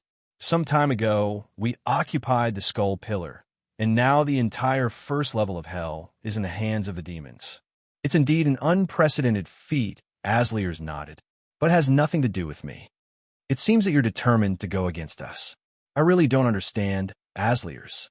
Back then, your strength was not at the top of the Lords of the Abyss, but in any case, you were still a demon who could barely resist the desire to destroy and was not controlled by your nature." The twin demons shook their heads. "You can even resist the nature that the will of the Abyss gave you. Why are you so muddle-headed here and don't know how to judge the situation?" "I see the situation very clearly," Aslier said. "No, you don't." Ninos quickly cut him off. "I'll repeat, we've occupied the entire first level of hell. As the teleportation gate to hell is gradually completed, There will be countless demon lords like you and me descending in the future. There will be more and more. Not just one or two, but even 10 or 20 demon lords descending at the same time. How can you stop them, Asriers? I'll give you another piece of information for free. I'm not an idiot like Quintuda. If I'm not strong enough, I'll run. In human terms, I'll scram back to the abyss. But Graz ZT will not tolerate repeated failures. When I return, the next one to come in will be the brother of the Dark Cloud Monarch, the Chained King Fortrick. You definitely won't want to see him. Aslier's expression did not change at all. He was very calm. Since I've made my choice, I'll do my best. Ninos was speechless. After a long silence, the twin demons sighed softly. I want to know what changed you. As a demon lord, you made such an inconceivable decision. Aslier's thought for a moment. The 10,000 years in the abyss. Now that I think about it, it was terrible. All I wanted was endless battle, fire, and ashes. It was only when I came to the material plane that I realized that there were other things in my long life apart from killing and destruction. You're not going to say that this world is colorful and you want to protect it, are you? Nino sneered. That's not it. I just realized that there are other things in life other than endless battles. There are some things that can be left undestroyed. Aslier suddenly asked, have you seen light? What? You won't understand. Aslier's continued, a moth that lives forever in the darkness will never understand a moth that has seen light. I understand. Ninos nodded. Their conversation seemed to be in a different dimension. You're just saying these words to hide the fact that you've become weak. You've already lost your demon heart. Aslier's, your death is near. Thank you for your reminder. You scared me. In return, I'll tell you a piece of news. Aslier's finally revealed his ferocity as the infernal monarch. Rolling tides of fire appeared on the other side of the horizon. Ninos, you can't go back.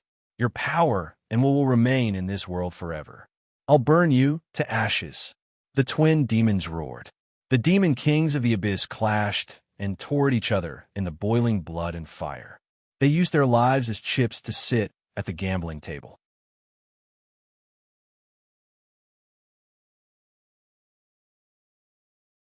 Chapter 651. When Khan came in, Caesar was sitting in the courtyard, taking a nap. His body was so huge that it was difficult for him to even enter the city. In order to stay in Monkville, he had no choice but to change his body and move around in the form of a half-dragon. Great Emperor, Khan knelt on one knee with his eyes lowered. The Black Emperor closed his eyes and rested his head on his left hand. His posture was very casual, but he also exuded a majestic aura that made it difficult for people to look at him directly. He was clearly sitting on a broken chair, but it looked like the throne of the world. When Khan rushed to Monkville, the battle between the Black Emperor and the gods was at its climax. Khan and his soldiers were intimidated by the terrifying power and pressure, not daring to approach. It was only when the Black Emperor crushed the gods with his unparalleled strength that Khan recovered from his shock. Without any resistance, he led his army into the majestic fortress known as the Gate of God's Sigh. You're here. Caesar opened his eyes, and there was a hint of fatigue in his vertical pupils. In order to keep all the projections of the gods here, he had no choice but to use the emperor's order repeatedly, cutting the space into a dead zone with nowhere to run. It was an extremely heavy burden on his mind. Fortunately, he was satisfied with the outcome. No gods escaped from Monkville, and this assassination attempt was a complete failure.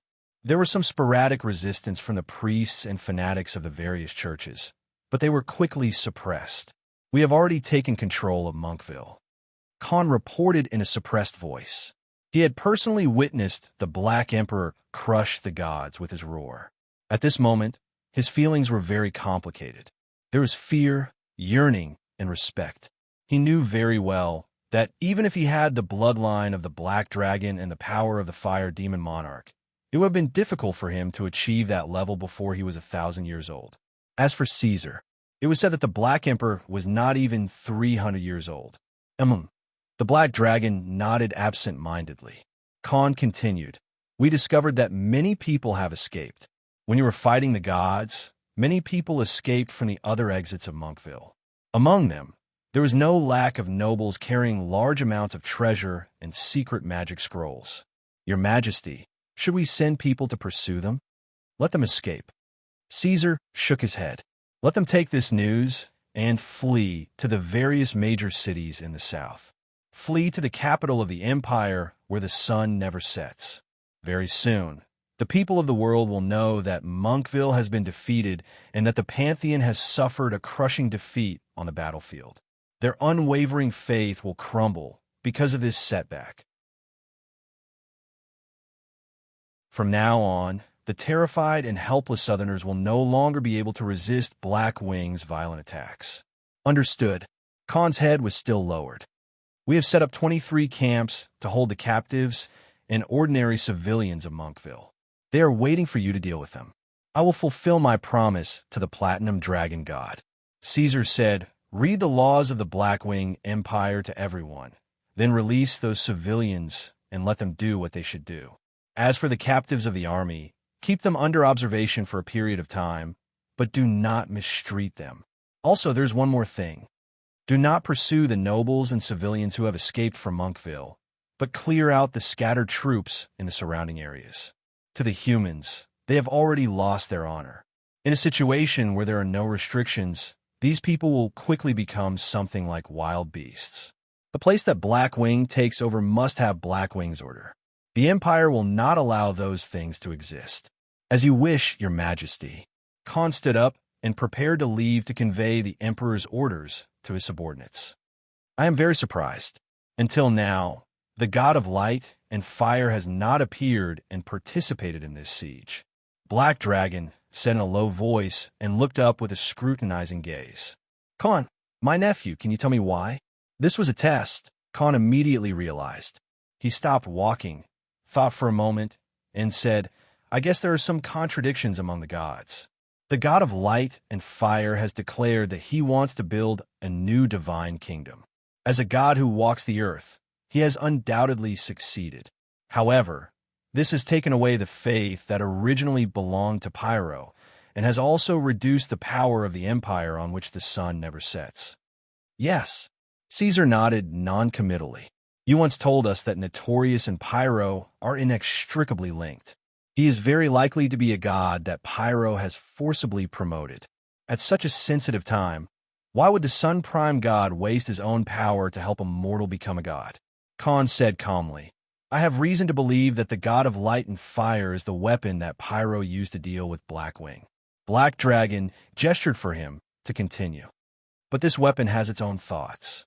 He is not willing to be controlled by Pyro, so he chose to build his own divine kingdom and eat the faith of Pyro and the other gods to strengthen his own power. In Pyro's eyes, the awakening of Notorious's self-awareness is tantamount to a betrayal. The Sun Prime God must hate Notorious to the core. Once the other gods withdraw their hands from the shadows, the God of Light and Fire will be the next target to be exterminated. In this way, the reason why that guy did not make a move makes sense. He definitely does not want you to be killed by the other gods at this time. If it were not for the obstruction of the righteous and kind camps, I think the God of Light and Fire would even cooperate with us. Your attack has defeated Monkville and the other gods, causing the faith of mankind to completely collapse.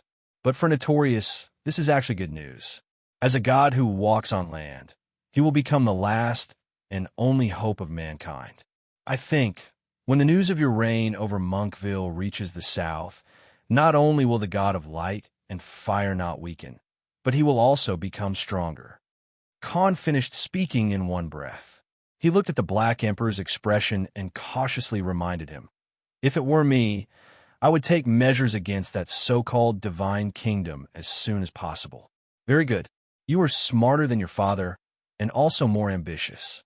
Caesar was not stingy with his praise, and said with satisfaction, compared to my daughter, you may be more suitable to be the successor of the Black Wing Empire. Successor? Khan's eyes widened. He was so excited that he almost trembled.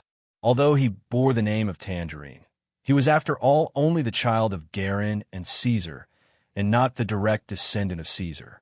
Moreover, he had made a mistake some time ago, making a deal with the devil in exchange for power. Khan was already very grateful that the Black Emperor was willing to let the Fire Demon King pass on his inheritance. He could not believe that such a good thing would happen to him. He had received the Black Emperor's approval. Think carefully. If you want to become the king of the Blackwing Empire, you must perform well. Conquer the Rising Sun City, guard the Gate of the Abyss, counterattack the passage of the lunar eclipse.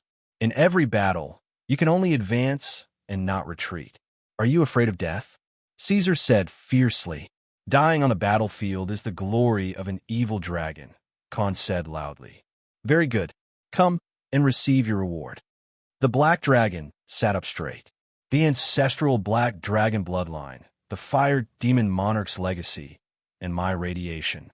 If you still can't become a powerful existence, it can only mean that you're a complete piece of trash. Khan did not hesitate and strode forward. Halfway through, he suddenly stopped. Then what about Odin? Odin has her own path to walk. Speaking of his daughter, the Black Dragon's cruel face could not help but soften. In the depths of his right eye, a blazing and complete divinity flickered. I hope that she can become the king of gods.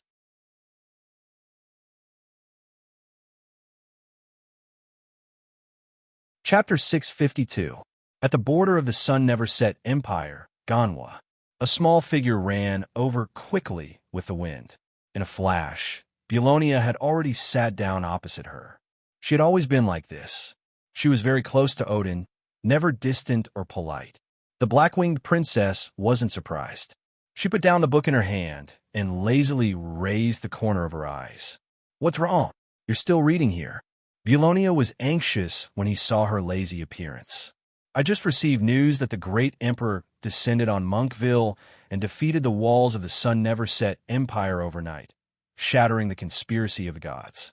This is exciting news. Odin's eyes curved into a smile. Dad never disappoints us. But Khan's army was also near Monkville at the time. He sneaked near the fortress and tried to blow it up. After the great emperor learned of his courage and strategy, he immediately summoned Khan to an audience and rewarded him a lot. Bulonia continued. He actually brought his army into the Lone Province. Odin thought for a moment and exclaimed, "It's a very bold move. This way, the Monkville fortress that Dad took down will be successfully taken over by Blackwing. Khan's army will affect the entire Lone Province. After losing supplies and reinforcements, the Dawn Legion will also retreat. There will be no reason to continue fighting us at the border." The point is, Bulonia looked worried. Khan has received the great emperor's affirmation and obtained the inheritance of the empire. He is an ambitious dragon and will definitely not let go of this opportunity. I hope what you said is true. Odin stretched. You don't know how hard it is to be an emperor. A few years ago, when Dad fell into a deep sleep, the lords of the royal court insisted that I sit on that iron chair. That period of time was like a year to me, but I can't let everyone down. If someone can replace me in this job, it would be great. Bulonia was stunned. He didn't expect Odin to be so resistant to becoming the emperor of the empire. All right, not only did this news not worsen Odin's mood, but also lifted her up and made her look very relaxed. She stood up and touched Bulonia's head, smiling. Let me tell you something interesting. A sketch was spread out on the table. Judging from the details, it was obviously the work of a skilled painter. From the picture, Bulonia could see that it was a middle-aged man. The painter used all his strength to portray him vividly. Adjectives like serious and solemn were very suitable for him. However, after looking at it for a while, Bulonia could not guess the intention of Odin to show her the picture. Could it be that the princess of the Black Wings had fallen in love with someone? No wonder she didn't want to be the empress, but this guy clearly looked like a human. She was only a head taller than the long table, and she had to stand on her tiptoes to lie on the table. Odin did not know what she was thinking. He said slowly, "Notorious, the god of light and fire." Bulonia was instantly relieved. He lowered himself a little and stopped tiptoeing. "Why are you reminding the gods at this time? Didn't you have a question last time? You said that Notorious was born 6 years ago." Why didn't he start moving until 2 years ago? So I went to investigate. Odin's face became a little cold. Belonia rarely saw such an expression on her. 6 years ago, he launched an assassination attempt on my father and almost forced the Emperor of the Black Wings into a desperate situation. However, he was also severely injured because of this and has been recuperating all these years. So that's how it is. Belonia understood. Later, he probably realized that he was no match for the great emperor.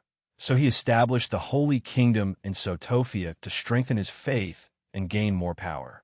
At that time, my father was suppressing the demon lord, trying to keep Iradia from being eroded by the abyss. However, Notorious took the opportunity to launch a sneak attack on my father. That guy carries the name of kindness and justice, but he did not do anything kind and righteous. Odin slowly pulled out the Spear of Eternity and stroked the curved handle of the spear. I'm going to kill him. Is that what you want to do? I'm not sure, but becoming the Emperor of the Black Wings Empire is a little too heavy for me. Odin said, in the years when I replaced my father, I felt like I was bound to an iron chair. I could no longer do what I wanted to do. I carried the fate of countless people on my back. All my will and all my decisions were for the sake of this country. I couldn't have emotions, and I couldn't make mistakes. If I made a mistake, I might implicate the entire Black Wings Empire. This is not what a black dragon should think. We are evil dragons, living for ourselves and the people we love. Belonia shook his head. The life and death of others has nothing to do with us. It's probably my mother's inheritance that made me not so pure. Odin smiled. She liked herself like this. My father should have seen this as well. That's why he spent so much effort to cultivate Khan. I'm very grateful to my father for giving me the right to choose. For most people in the world, this is really a luxury. Notorious's divine kingdom is located in Sotofia, which is the remote hinterland of the empire on which the sun never sets. Behind it is a cliff and the sea. Belonia changed the topic. In the war between the Black Wings Empire and the Rising Sun Empire, the more defeated the empire is, the more people will flock to Sotofia and make Notorious stronger. This is a tricky problem.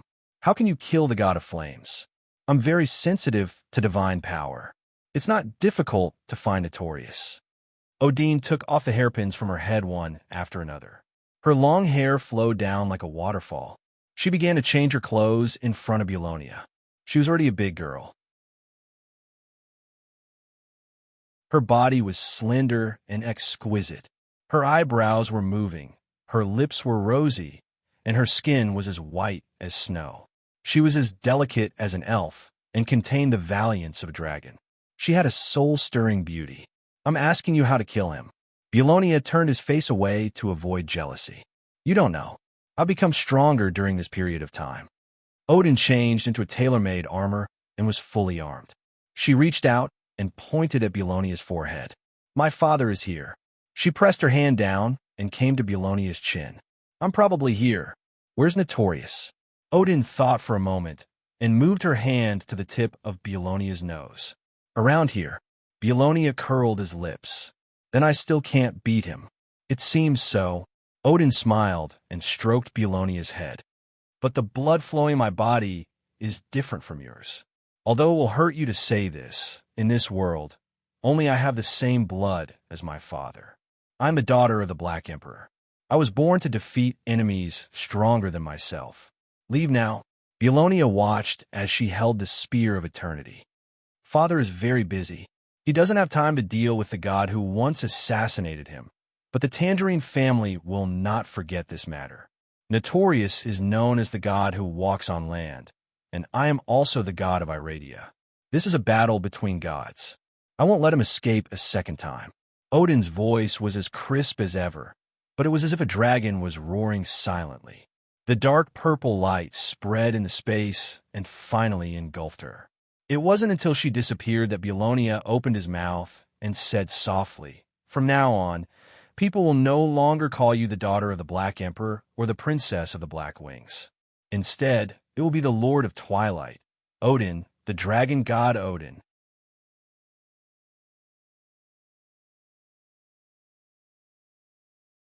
Chapter 653. When the dragons flapped their wings and left the city, the first ray of dawn had just crossed the horizon. The faint light poured down through the clouds, making the city that had just been attacked look especially desolate. Barra City was burning fiercely. A huge column of smoke rose from the city, and ashes fell like rain. The streets turned into canyons filled with broken walls and broken flesh. Collapsed houses covered every inch of the land, and the empty windows looked like the desperate eyes of the dead. After a long time, the city gradually began to hear the sounds of people. Wails and cries seeped out from the tortured city like dripping blood, announcing the end of the Black Wings' attack on the city of Skogul. In the first few years of the war, such attacks were not common. But as time went by, the cruel prince became more and more impatient, and the attacks became more and more frequent. The attacks on the main city of Plato became continuous ravages. The magic barrier was repeatedly destroyed and rebuilt, and the degree of destruction of the city increased every day.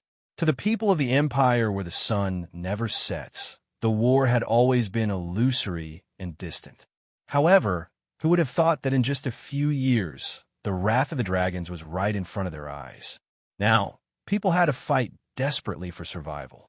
This human empire that had existed for 2,000 years was now under siege from both the north and the south. In the north, Dark Emperor had personally destroyed Fort Monkville. The Blackwing Army, which was in a standoff with the Dawn Legion, immediately headed south and surged into the Lone Province. And in the south, Prince Poisonfire had already firmly grasped Scotland in his hands. The mountainous fleet sailed into the harbor of the empire on which the sun never sets, bearing down on Barra City. This kind of oppression was indescribable with words. Garen narrowed his eyes and sat on a high place. The fine vision of a dragon allowed him to see the black smoke rising from the city far away. He ate the large candies that the empire sent over, one by one. His mouth made a crunching sound as he chewed and swallowed them into his stomach. The dragonkin attendants suddenly turned their heads and looked at the horizon vigilantly. The lead-colored clouds rolled in snow from the west, covering the sky and the earth. The winter here was much colder than the north. Once it snowed, there would be no end to it. The accumulated snow would freeze the sea and even the harbor would be flooded. Didn't the Storm Lord say that the weather would be good during this period? He stood up and shook his body as he prepared to leave. At this moment, an unbelievable figure suddenly appeared in the sky. It was flying in the storm and was approaching them at a speed faster than the tornadoes in the sky. No. Garen could only see it clearly when it got closer. It was not moving forward in the storm at all. It was the source of the storm. The raging tornadoes rolled along with its will, and its wings carried the leaden clouds in the sky. The Black Emperor.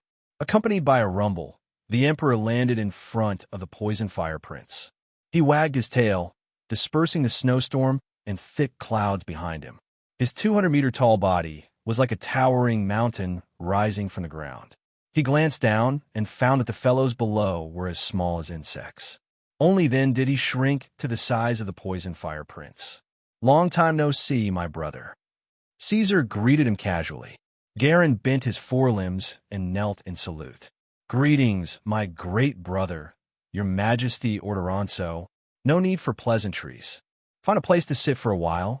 I have something to talk to you about." The Black Dragon said simply, glancing at the large pot of candies beside Garen's claws. "Get something to eat." The dragonkin attendants immediately went to make preparations. Gazing at the black dragon's metallic scales, Garen asked, "I can't sense how powerful you are now. Do you still need to eat in your current state?" "Physiologically speaking, I don't need to." Caesar shook his head. "But if the joy of eating also disappeared, it would be very boring, right?" "I don't quite understand." They settled down in a spacious cave. The servants quickly brought up the food. Most of it was supplies from the empire. There were not many local ingredients, and the Southerners rarely raised large livestock like the Bismarck cattle or the ferocious bristle boar. "I heard you just woke up," Garen said. When he realized that Caesar did not mind, he stuffed another handful of jelly beans into his mouth. This thing was very popular among the dragon species. It was perfect for grinding teeth, and it was a good food to eat when one was bored.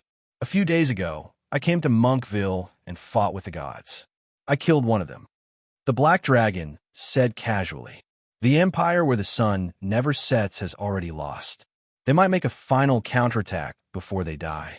I'm not worried about Odin, so I came here to take a look. Oh, Garen nodded. He had always been like this because he did not talk much.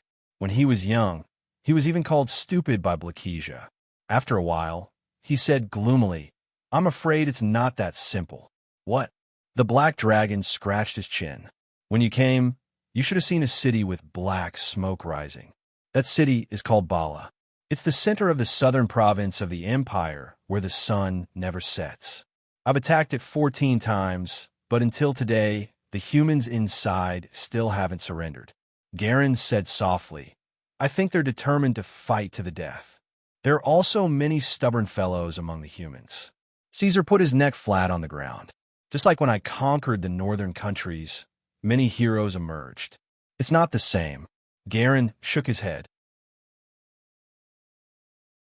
In the eyes of this country, every one of us is a vicious, cruel, and violent predator. The people here are certain that the Black Emperor, or you, will not forgive any of the humans who were born in the empire where the sun never sets. They want to kill them all. I promised the Platinum Dragon God that I would only eliminate the rebels, Caesar said. But now, every one of them is a rebel, Garen said. He took out some papers from his portable space and handed them to Caesar. This is a declaration of war. It's widely circulated in the human empire. It's said that it was written by the Black Dragon Queen. The Black Dragon took it and looked at it. Slaughter everything. This was the first sentence of the declaration. Loyal soldiers, dependents, and servants of the evil dragon kingdom, crush everyone who stands in our way. Destroy all humans completely. Drag them out of the houses, straw huts, and holes in the ground. Everything you seize will be your spoils of war. Every head will be rewarded by the Black Emperor. This is not a declaration of Blackwing. It's more like something Aslier's Legion of Demons would say. Caesar said softly, the ruler wants to force everyone to go to the battlefield. I think so too. So I'll let the shape-shifting monsters spread the news among the humans and spread our ideas. I even released the captives in front of the city of Bera, but it still didn't work. The humans seem to be certain that everything we say and do is fake. Slaughter is the ultimate goal. In the eyes of the humans, we are the evil that started the war. It's normal that they don't trust us. Caesar stood up. His eyes were cold, and his pupils were extremely bright. He was surrounded by golden cracks. But the situation is too abnormal. This matter should be manipulated by the gods. You're an enemy of the gods. They can't defeat you here and lose the ability to fight for Eladia's faith. Since that's the case, we might as well destroy everything and let the humans die than let you succeed, said Garen. The Black Dragon laughed coldly. I haven't conquered the Rising Sun City yet. Even if I have unified Iradia, it will still take a few years to promulgate the ban and rectify the law. During this time, the gods can still draw faith from the people's thoughts. Garen shook his head. I heard that the gods' believers are all over the astral world. No matter how many intelligent creatures there are in Iradia, it's just one of the pastures. It's not that we can't abandon it. This world has been destroyed once, and it was the hands of the gods. The Black Dragon didn't speak. He walked out of the cave and looked into the distance. After a long time, he said, the astral world has changed for hundreds of millions of years. I know that the gods now are no longer the original gods. But after all, they are gods with good divine titles. I refuse to believe that they have reached this point. What's the difference between a good god and an evil god? Garen followed behind him. They have no feelings for Iradia. If they can't draw faith, they won't even look at the world being destroyed. Orderonzo, I'm afraid it's not your wish to rule the world after killing the humans. What are you going to do?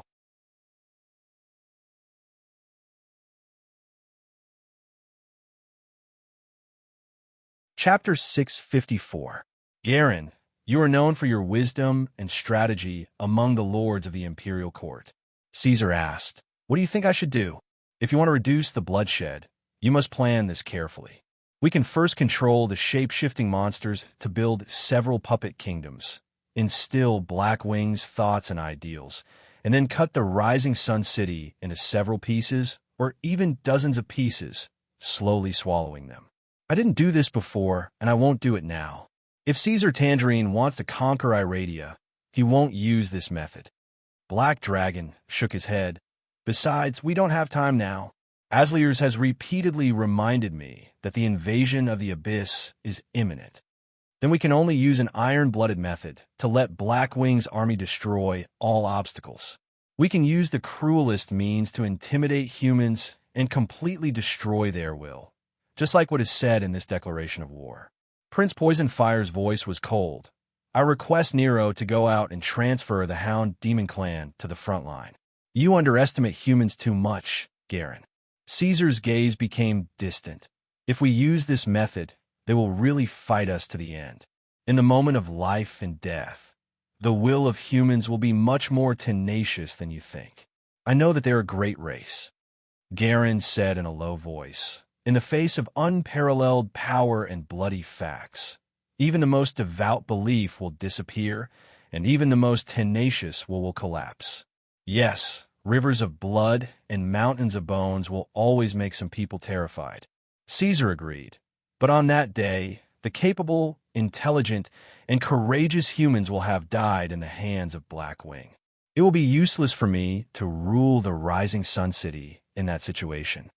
Prince Poisonfire was silent for a while, watching the subtle expressions on Black Dragon's face. After a while, he said, "In fact, there is the best way, but I'm afraid you can't accept it. Let's hear it. Ask Bahamut for an oracle and ask him to vouch for Blackwing." The good name of the Platinum Dragon God is spread far and wide in the astral world. Even the evil dragons respect him from the bottom of their hearts. His every word is full of weight.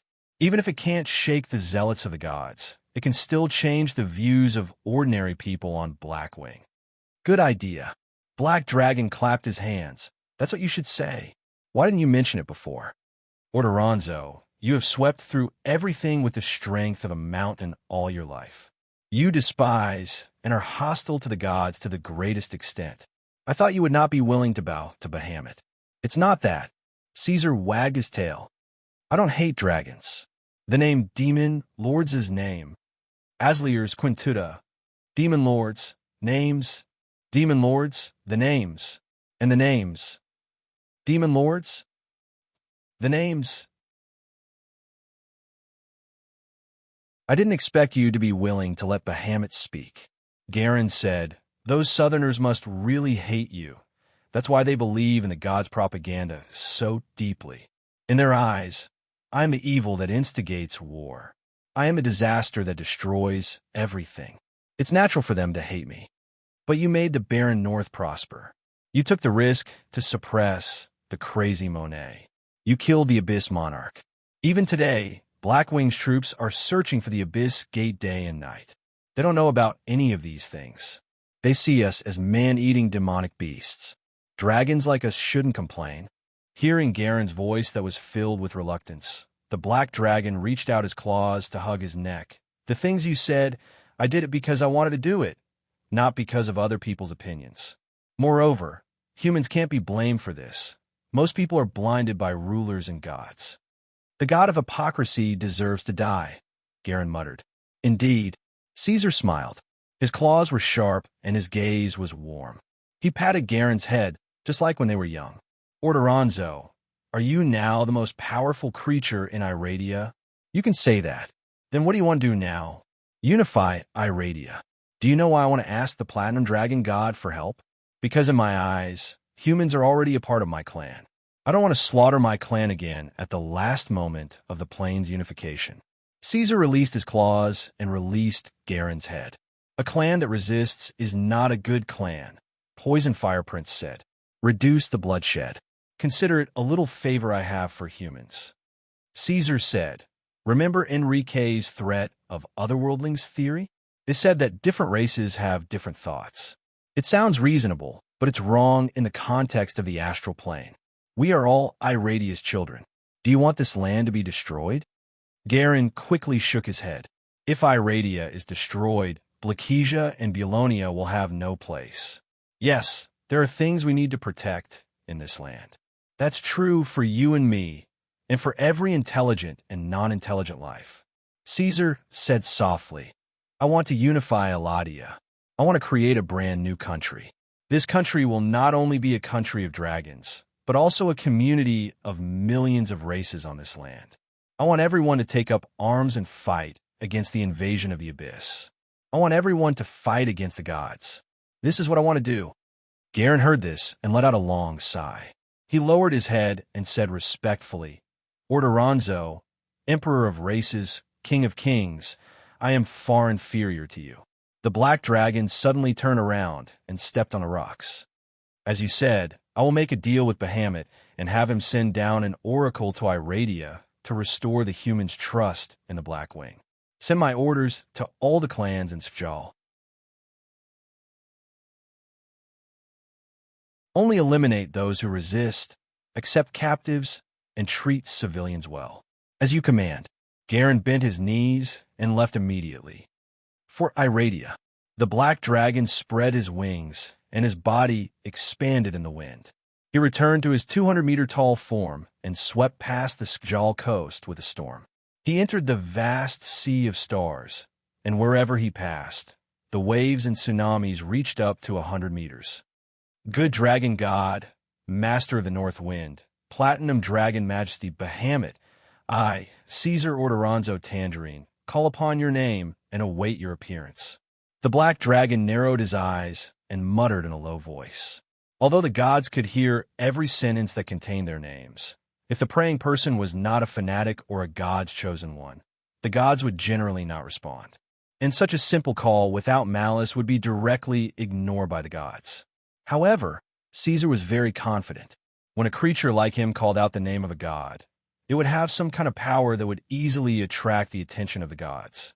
In the past, whenever they talked about the gods, Caesar would block the space, but this time, he removed the radiation interference. Soon, a figure slowly condensed and appeared in front of Caesar with a warm and mellow divine light.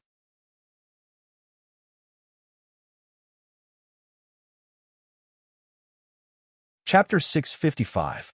The sudden appearance of the divine light calmed the roar of the sea, turning the violent storm into a gentle breeze. The divine light was not blinding, but warm and gentle. Bahamut's projection descended. As the good dragon god, his appearance was of course a majestic and strong metal dragon. His platinum scales shone beautifully under the sunlight. It was said that Bahamut had a gigantic dragon body that was thousands of meters long, but at this moment, he only showed the same size as Caesar. If I remember correctly, this is the first time you've called my name, Caesar Tangerine. The platinum dragon smiled at the black dragon. I'm very happy that you can break free from the shackles of Tiamat. Thank you for your kindness to me, King Bahamut, Caesar said. I know that you're different from those gods. He did not rush to make his request, but first expressed his gratitude to the platinum dragon god. Not long after, the platinum dragon god and the human god system descended together. Not only did they not attack him, but they also gave him some subtle reminders, hoping that Caesar would avoid fighting. He still remembered this. That matter. If you're willing to leave some leeway, there may be a possibility of reconciliation. Bahamut sighed. Most gods live by faith. If you want to cut off the faith of Iradia, it's tantamount to stripping them of their lives. It's reasonable that they want to punish you. They could do whatever they want to me. I don't care. But you care about the native creatures of Iradia. The first time you called my name, it was to solve this matter, wasn't it? Yes. Caesar nodded without hesitation. I didn't expect that the gods only wanted faith and did not care about the lives of mortals. They instigated the humans to fight to the death with Black Wing until the last drop of blood. It didn't matter if all of them died in battle. It didn't matter if the race went extinct. This is not what a good god should do. Bahamut shook his head. What do you want me to do? An oracle. An oracle that will resound throughout Iradia. Caesar said, Your Majesty Bahamut, your good name is known throughout the world. I hope that you can speak up for Blackwing, expose the lies of the Sun Lord, and show the humans the true situation within the Blackwing Empire. Letting humans see the truth is not against my principles. I can help you." Platinum Dragon's blue eyes shone brightly. At the same time, Caesar Tangerine, "I need your help with something too." "A transaction is equivalent, I understand." Black Dragon replied in understanding. "As long as you can issue an oracle to make the Iradia people recognize reality, I will also help you with one thing. Don't misunderstand, this is not a deal." Bahamut explained, "Whether you reject my request or not, I will still send an oracle after the projection. These are two different things. Caesar, you have to understand." "I know, please say it." The metal dragons withdrew from Iradia because I had no intention of letting the children participate in the battle between Blackwing and the Rising Sun City. Now that the war is about to end and the invasion of the demons is imminent, I hope that after you unify the continent, you can draw out a suitable habitat for the metal dragons to return. Many children who grew up in Iradia have strong feelings for their homeland. They are willing to return here and fight against the abyss. "I will do it." Caesar smiled. "If they don't hate my evil." "It's not evil, it's selfish." Bahamut looked at him deeply. "You're a very insecure child." Caesar did not mind that the Black Emperor of Iradia was called a child. He just joked, "Obviously, they are both righteous and kind gods. How can the gap between the Sun Lord and the Platinum Dragon god be so big?" Pyro, the Platinum Dragon, was silent for a while, as if some memories had been awakened. The Sun Lord was not like this originally. He used to be a model of justice, the embodiment of kindness, and created many beautiful things. But in the process of touring the astral plane, he was horribly murdered by the evil god Talos. From then on, Pyro was determined to become a warrior god. He would use his blazing flames to burn away the darkness and use pain to intimidate the evil. He began to pursue faith and power, and in every battle, he would take the lead and eliminate millions of demons, devils, abominations, and other evil races. If a good god has too much blood on his hands, he will become violent, paranoid, and indifferent. Pyro, Mistra, and Corlon are all like this. Among them, the Lord of War's corruption is especially obvious. In my eyes, he can no longer be considered a god of the righteous camp. What about you? Why aren't you affected? Caesar was curious. The Platinum Dragon, who was shrouded in the light, was not without blood. His eyes were filled with kindness, but they were not without flames. These flames had once engulfed a terrible war, and also burned down the conspiracy of the 7 evil gods led by greed and wrath, causing a powerful evil force in the astral world to be annihilated at the edge of the Source Sea. The name of that war was now known as Bahamut's Breath. Bahamut's platinum-colored dragon wings flapped in a fierce gale as he stood at the edge of the primal chaos, killing every enemy that tried to approach the Origin Sea. His roar resounded through the hellish battlefield, and no one was his match. I also fell. When Tiamat murdered Astrina, I did not stop her because I was eager to absorb Tamara's power. Bahamut closed his eyes and changed his tone slightly. Astrina and Tamara were also dragon gods. The father of all dragons, Io, did not only favor Bahamut and Tiamat. He left behind a total of 9 children, but most of them were murdered by Tiamat, and some were lost in the river of time. Only the Platinum Dragon and the 5-faced dragon remained active in the astral plane. Caesar had no intention of delving into that part of history. He could only stay silent and wait for the rest. As for why I did not become like Pyro and Corlon, it is probably because I did not pursue faith. You see, if you judge me by the strength of my divine power, I am only a lesser god. Bahamut slowly opened his eyes and looked at the endless sea. The power of gods comes from their faith and divinity. Faith and divinity can be seized and fought for. It is a terrible thing. Caesar agreed. Descend will end here. Not only will I help you issue an oracle, but I will also help you resist the pressure of the gods so that they will not interfere with Iradia, Bahamut said in a low voice. Bahamut said in a low voice, the demons desperately want to ascend to the material world. They're like people on the verge of death grabbing onto a rope to save their lives. With the current situation of the Eladian race, there is no way to resist the abyss. Mortals can't do it, nor can metal dragons. Only you can. If even you fail, this world can only walk down the path of destruction. Thank you.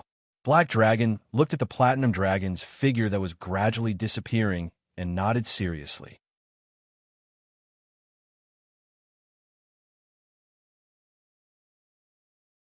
Chapter 656. Not long after dawn, Oldway added a handful of charcoal to the brazier. He first prayed to the gods, then cursed the damned weather, and sat on the threshold in a daze. The heat from the brazier was only enough to warm the surroundings. Moist snowflakes rustled down. Not far away, the stable was already covered with a layer of snow. From time to time, it would make cracking sounds as if it was about to collapse. This rundown tavern named Silver Moon was located on a nameless road that branched off from the King's Road. It was lonely and 7 miles away from the nearest town. Logically speaking, such a remote place was deserted. It would be difficult to even support oneself by opening a tavern here. However, Oldway was quick-witted and came up with a way to make money. Gambling. The empire on which the sun never sets prohibited gambling. The soldiers often caught gamblers in the town, but gambling was not something that could be quitted easily. Oldway was also a gambler when he was young. He was caught more than once and suffered a lot of beatings. Later, he hardened his heart and gave up gambling. However, what he did was still related to gambling. He ran out of Canteno City and opened a gambling den in a remote and secluded place in the countryside. Oldway did not have much influence. He did not dare to take a large sum of money like the underground gambling dens in the city. He only took a little bit of money from the winners. The soldiers thought that the place was too far and remote. Moreover, it was a small gambling den, so they were too lazy to investigate. After a few years, the Silver Moon Tavern slowly gained some fame among the gamblers in Canteno. Seeing that the money was saved up bit by bit, Oldway carefully planned and prepared to confess to the widowed Madame Heron. However, the situation in the empire on which the sun never sets suddenly took a turn for the worse. For several months, refugees from all over the world crowded the King's Road. They used carriages, carts, and shoulders to carry their belongings. Some even drove their livestock. They were thin and lifeless as they moved forward. They looked like corpses among the undead. Wherever they passed, they left behind nightmarish experiences. Man-eating monsters occupy Scottsdale. The evil dragon's army destroys Hudgian Kingdom. The Dawn army retreats. The Black Dragon Emperor slaughters Monkville.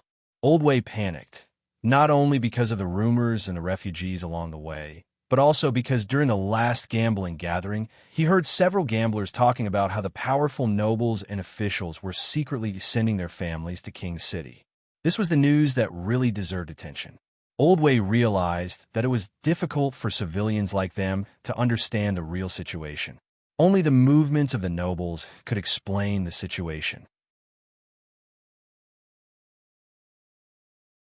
He wanted to go to Canteno to inquire about the situation, but the snow that had been falling for more than 10 days had blocked the road.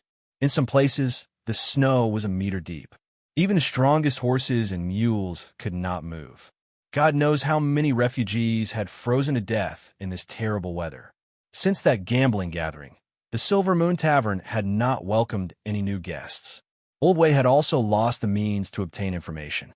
He could only stay on the threshold and pray anxiously to himself. Let's see how much food is left. Oldway carried the brazier and was ready to go back to his room. At this time, he suddenly heard a strange sound above his head. It didn't sound like snow, but more like the gurgling of boiling water. He opened his eyes wide and looked up, only to see a scene that he had never seen even in his dreams. I am the Platinum Dragon God Bahamut. Today's battle begins. Your performance must be better than yesterday's. After the order was given, an awe-inspiring aura broke out. The warriors in the duel bowed and looked at each other. Heavy breaths came out from their horned helmets. Although they were not as tall as the adult orcs, they were still wearing heavy armor. Their brown bodies were protected by layers of heavy armor. and their fierce eyes were fixed on their opponents. The warrior holding the dagger leaned slightly to one side, his fingers clenching the hilt. He exerted force and made a diagonal slash tentatively. His dagger was more than 2 meters long, like a spear. There were no fancy engravings on it. The pure black blade glowed with a metallic light. The shape of the dagger was also very strange. The hilt was short, and the blade was long. It was more suitable for slashing than stabbing. Using such a dagger required great strength.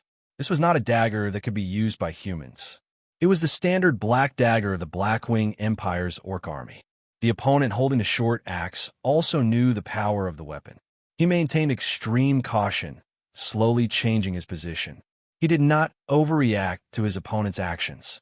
He moved forward step by step, trying to get closer before attacking. At this moment, the expression of the orc holding the short axe changed. A rock protruded from the snow and blocked his feet. He could not help but change his center of gravity.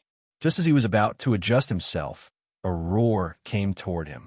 The orc holding the dagger jumped high, ignoring the weight of his armor. His movements were vigorous and fierce, like a ferocious beast pouncing down the mountain. This was the standard jumping slash of the orc's battle techniques. It was easy to master. It was neither profound nor profound, and there were no changes in the momentum. It was just a normal jump, raising the dagger and slashing. But it was a fatal slash. The air was torn apart by the blade, and there was an ear-piercing screech. The orc holding the short axe wanted to block it, but he realized that it would be difficult to block such a powerful attack. The best way to deal with it now was to roll. Although his posture would be very awkward, he could effectively avoid it. But the orc did not want to retreat. The warrior with the axe let out a deep roar, as if a giant beast had just awoken. The blood of his ancestors was boiling in his body. He actually leaped into the air and raised his axe up high. He was using the exact same battle technique as his opponent. He was actually trying to determine the winner with a single strike. The orc holding the dagger roared, activating his bloodline. The two sides crossed in the air. Clang! Their weapons let out a sharp trembling sound. They fell to the ground at the same time, then immediately turned around and stood up. They faced each other again while panting, staring at each other's bodies vigilantly. All right, the old orc watching from the side waved his hand. You have a similar level of control of the ancestral blood, but today's contest is won by Tamu. Although he was disturbed, he was still evenly matched with you. Tazen, you seized the opportunity to attack first. You should not have lost. If my blade was sharp, I could cut him in the air. But my brother's strength is not as good as mine. The two warriors took off their helmets. One curled his lips, and the other chuckled. They were actually two children. Their faces were very young, and they looked far from being underage. Today's contest ends here. Go back and change your clothes and get ready for class, the old orc said lightly. When they heard that they were going to class, Tazen and Tamu were immediately discouraged. They frowned and looked reluctant. Class again. This is the order of the great emperor, and it is also for your own good. In 2 years, you will be 16 years old. If you can't pass the test, you won't be able to get the title of warrior no matter how strong you are. The old orc sternly taught and reminded them, when you pass by the statue in the garden, remember to salute the great emperor and the lords of the palace. Got it. The older brother, Tazen, nodded. Grandpa, I have a question. The younger brother, Tamu, came up and asked curiously, who is that orc with few strands of hair in the garden? He can actually stand next to the great emperor's statue. The Lord of Gaul is behind him. That person. The old orc was startled and gently exhaled. That person is called Save. As his voice fell, the light above his head suddenly became distorted. A shining and majestic projection appeared, filling the sky of the orc city of Victory. I am the platinum dragon god, Bahamut. Blakija woke up from the treasury that was filled with gold and silver. As soon as she opened her vertical eyes, her expression suddenly changed, and she screamed sharply. Where are my treasures? Whoever stole my crown, I will eat him alive. Damn it, That was a crown that was filled with 66 gems. When the servants heard the voice, they hurriedly ran in and knelt in front of the female black dragon that was covered in the smell of gold and silver. They said in a trembling voice, "Your Highness Blakesia, your crown of gems was swallowed into your stomach. How is that possible?" Blakesia stood up furiously and shook off the gold and treasures on her scales. She roared in the midst of the clanking sound, "You dare to fool me? You must have stolen my treasures. Do you know who I am? I am the sister of the Black Emperor, the wife of the Poison Fire Prince. I will hang you all." The servants trembled in fear and did not dare to make a sound. Recently, Her Highness Blakesia would fly into a rage every time she woke up. They were mentally prepared. After a while, the female black dragon woke up from her rage and began to recall. That crown of gems. It seemed that she had indeed eaten it. She had played with it for a long time yesterday and liked it very much. In the end, she could not help but swallow it into her stomach to digest it. After recognizing the reality, the female black dragon raised her head and snorted, "Get out of here, or I will kill you all." Although this scene happened almost every day, the servants still breathed a sigh of relief and left the treasury one by one. As long as they could pass the test of Blakesia's rage every time she woke up, the rest of the work would be very easy. Compared to ordering the servants around, the female black dragon was more willing to do everything herself. They only needed to clean the nest and clean up the dust. Snow. After telling the servants to leave, Blakesia slowly climbed out of the palace and squinted at the falling snow. Her voice was hoarse. "It rarely snows in Vilost. That fellow Garin should come and take a look." Because of the distance, she and Garin could only rely on long-distance magic to communicate. In the short communication, Garin never told Blakesia about the progress of the war. He only told Blakesia about the latest news in the empire where the sun never sets. However, this war had been going on for decades. No matter how slow Blakesia was, she knew how difficult it was. "If you tell Caesar that you want to rest, won't that fellow let you come back?" "What an idiot," Blakesia complained. She and Garin had been together ever since they were born, and they had rarely been separated. Although she always despised this silly brother of hers, she still felt unaccustomed to Garin's departure. And this discomfort increased with time. Even Blakesia herself noticed that her temper seemed to be getting worse. The female black dragon paced back and forth outside the palace with a gloomy expression, leaving huge footprints. She then used her tail to sweep the footprints away to pass the long and boring time. In the next second, Blakesia's expression suddenly changed. The muscles under her scales suddenly tensed up. She looked around vigilantly as she smelled something unusual. Soon, she noticed the source of the abnormality. She looked up at the sky and muttered in an incredulous tone, "Bahamut, Your Majesty, I am the platinum dragon god Bahamut, the Lord of the North, the king of the good dragons. The world of Iradia is in a bloody and cruel war. I have come to quell the war. The Elf Kingdom, the Kingdom of Wolfheart, the Middle Lands, Hajian, Fortress Monkville." Living beings everywhere looked up and could see the majestic platinum dragon.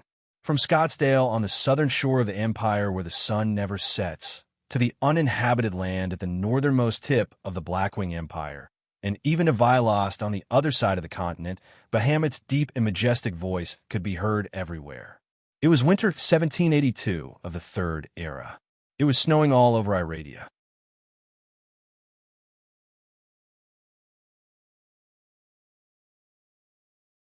Chapter 657.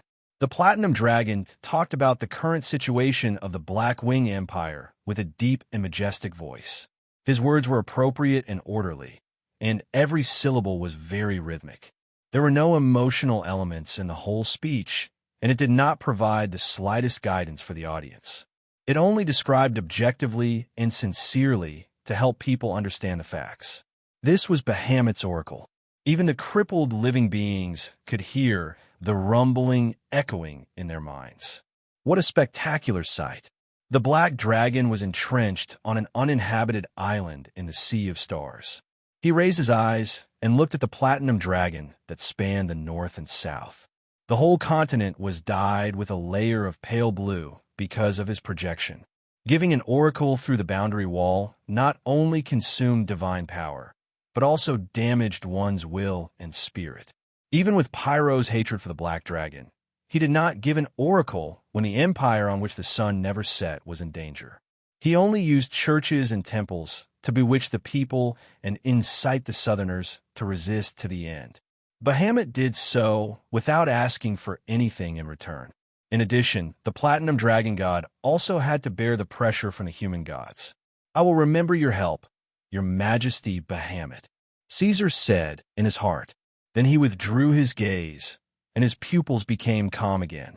He stood up under the majestic projection of Bahamut and flapped his wings to leave the sea of stars. Now is not the time to examine the oracle of the platinum dragon god. He had other things to do. The black dragon swept across the vast sea with a majestic momentum and entered the barren desert in the northwest. This was an ownerless land, with no roads and no people. As far as the eye could see, only irregular stones could be seen along the way. Even the blue dragon who loved sand would not choose to build its nest here. Caesar went deep into this land, and sand and stones flew everywhere he passed, setting off strong tornadoes. In the depths of the desolate and scorching Gobi Desert, a dark red gate of the abyss stood majestically, exuding an aura that made people flinch. The foul smell of the demons almost overflowed from the other side of the gate. This was where Asliers intercepted the demon lords, but now they were gone. There were traces of battle everywhere near the gate. The energy that had not yet dissipated rampaged, causing the poisonous snakes and ants lurking under the sand to be destroyed. Pits of various sizes extended to the end of the ground, and some were even emitting wisps of black smoke. The black dragon's claws sank deep into the sand. He paced and looked around. He did not smell the breath of extraordinary creatures within the range of his perception. Although the gate of the abyss stood tall, no demons stepped out from the other side of the gate. Asliers is dead. This thought popped up in Caesar's mind, but was immediately denied. The lord of the infernal prison was not weak. He had adapted to the environment of Iradia and could freely use his power in this land. Later, he digested Kuntuta's virtual divinity and became even more powerful. Even Caesar would have a hard time dealing with the completely elemental Asliels. He would have to put in a lot of effort. No matter how strong the demon lords in the abyss were, they would not be able to kill the infernal king in a short period of time. This gate of the abyss had the smell of Asliers. The black dragon noticed. Was that guy trying to help the Dark Cloud King open a portal?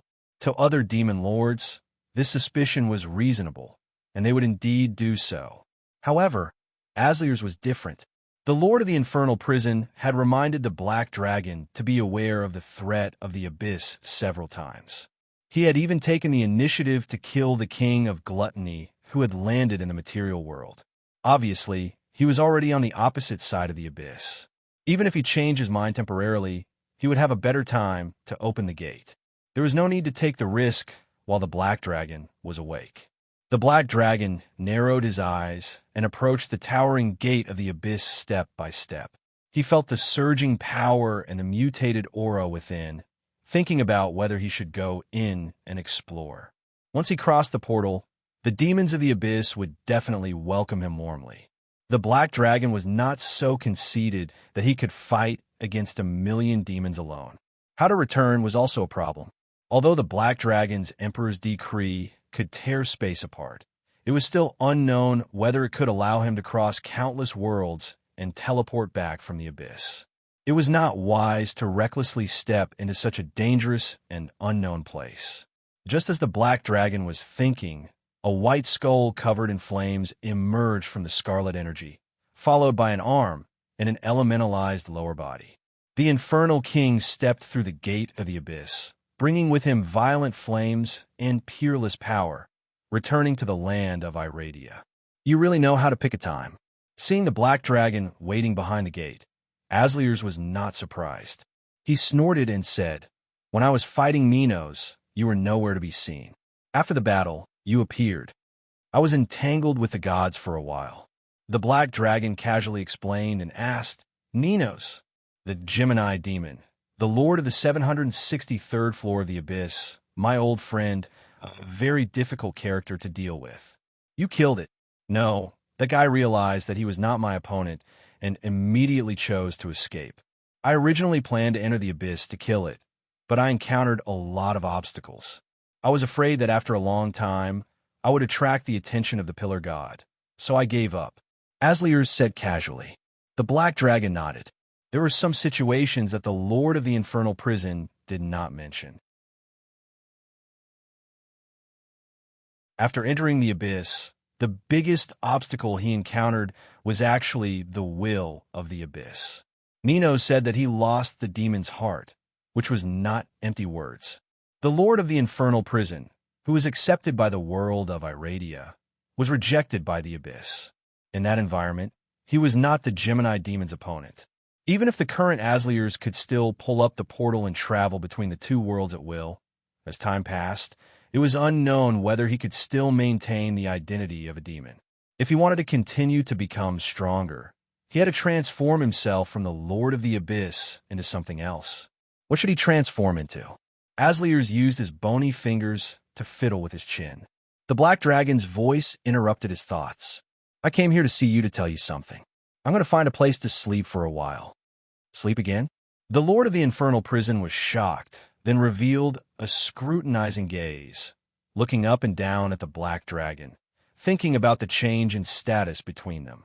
The injury you suffered last time, was it that serious? You haven't recovered yet. That's not the reason. Caesar did not care about the other's malicious gaze. It's just a simple growth. It won't be long this time, maybe a few weeks, maybe a few days. After killing the god of retribution, he felt the call from the Black Dream. A new achievement was brewing in the Black Dream, waiting for the Black Dragon to pick it. Then why did you come to see me? Finding that the Black Dragon was not weakening as he expected, but instead becoming stronger, Asliers was a little annoyed. He had to complete the transformation as soon as possible, otherwise it would be difficult to trample this dragon under his feet. I just came to take a look. I'm afraid you're dead, Caesar said. Bastard. The annoyance turned into rage, and the desert became a raging sea of fire. The Lord of the infernal prison roared out, Are you humiliating me? Do you think I'm a weak reptile? That I'll be killed by other demons of the abyss? I'm going to pull off your scales one by one and turn you into a hairless vulture. Since the abyss gate is closed, then come back with me. The black dragon automatically filtered out the trash talk. You're tuning into the Warrior Lore YouTube channel. Don't forget to subscribe and join us on this journey to catch the most captivating stories.